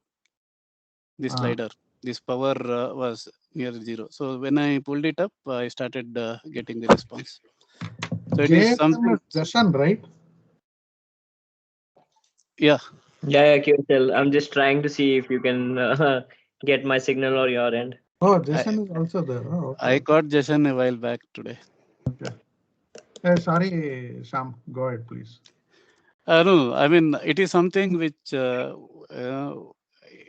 we don't really focus on, but it could decide on whether our signal is going strong or not. Yeah, correct. It's a small thing. And also on that, next to the slider, there is something called Auto TX, right? So by default, that also will be deactivated. If you keep it green selected, whenever you double click on a station you want to make QSO, right, it starts transmitting right away. You don't have to enable TX every time. Like this. So double click on it, it will start. Yeah. Okay, guys, I think we have to close up now. Okay, thanks, Guru. And thanks, Venkat, for bringing everyone together. Nice session. Yeah. Thanks so much. Both of you have a wonderful detailing. Yeah. Thank you very much. Thank you. And Guru, please Thank share you. the Nice of you. PPT. Guru, please share the PPT on the group, and I will share the recording. Sure. Guru is in the group, HF group. Venkat. No, I will share it. No problem. I will transport that to other sites. Yeah, no problem. Okay. And Bopanna, nice seeing you. Yeah, it's a pleasure. It's very interesting and educative. And well, I'm just coming. One quick question, Guru and Venkat and anybody else. See, the basic, okay, the setup, what you showed is fantastic. And tell me something. Do you need to connect the cable first and then power on the rig, or you power on the rig and then connect the USB onto the rig there? You get the the rig laptop, working and then connect the cable to the laptop. Sorry, come back on that. You switch on the rig. Okay. Do all the rig settings and then finally connect the rig cable to the laptop. Okay. QSL on that. Okay. But better would be first you install the driver on your Windows machine before connecting the cable, and then connect the cable and then power on the radio. Okay, fine. Because earlier I tried, because I used to receive the stations, but transmitting, it was just not going through. I think that was a faulty USB cable, and I need to just try out the new one what I have. And once again, thank you all, Guru and Venkat and all friends, for the fantastic session there. Sorry, in fact, I checked in around 10:50, but something happened on the thing, and then I had to go back and restart all over again there. And thank you very much, and all of you have a good Sunday there. Bye bye. Thank you, Bopanna. I think Pramod also had the same problem as that cable problem. So he purchased a new one, and it was fine. Okay, I need to try it out. Bopanna, please go with the cable on Amazon. I will share the link to Venkat, so Venkat can share to everyone. You share it in the chat. Yeah, I will put it. I will put it across. If you have a printer cable, branded printer cable works. I just used I got the new one from Amazon only. I got it now. The new one again. Yeah. Okay. Thanks. Thank you. Fantastic. Okay, thank you so much. Nice thank you. seeing you all. Fantastic. Bye-bye, Have a everyone. nice day. Thank you. Bye. Bye. So Very thank you. nice everybody. activity, Venkat, and really happy that some activity during this Corona time also, when we are short of eyeball. Very nice of you, and Sham, and also of course Guru Prasad, the star. He has got a very depth in his and very candid also. Whenever the things are not properly understood by him, he is really a guy who will make. And in our regular chats also, QSO also, he will be very, very proper in his way of giving the signal strength. I observed since about 2 months. Guru really hats off. Wherever we also give some rosy 10 dB over that, but I observe you give a very perfect, very nice of you, Guru. So thank you so much, Bopanaji. Nice of you. Great day. Have a nice day. Okay. Yeah, Bye. thank Thank you you so so much. much. Bye. Fantastic. Thanks, Bye. Guru. Thanks, Guru, thanks Thank everybody. you. Have Thank a everybody. nice Bye. Thank you. Bye. Bye. Bye. Thank you. Bye. Thank you. bye, bye, bye.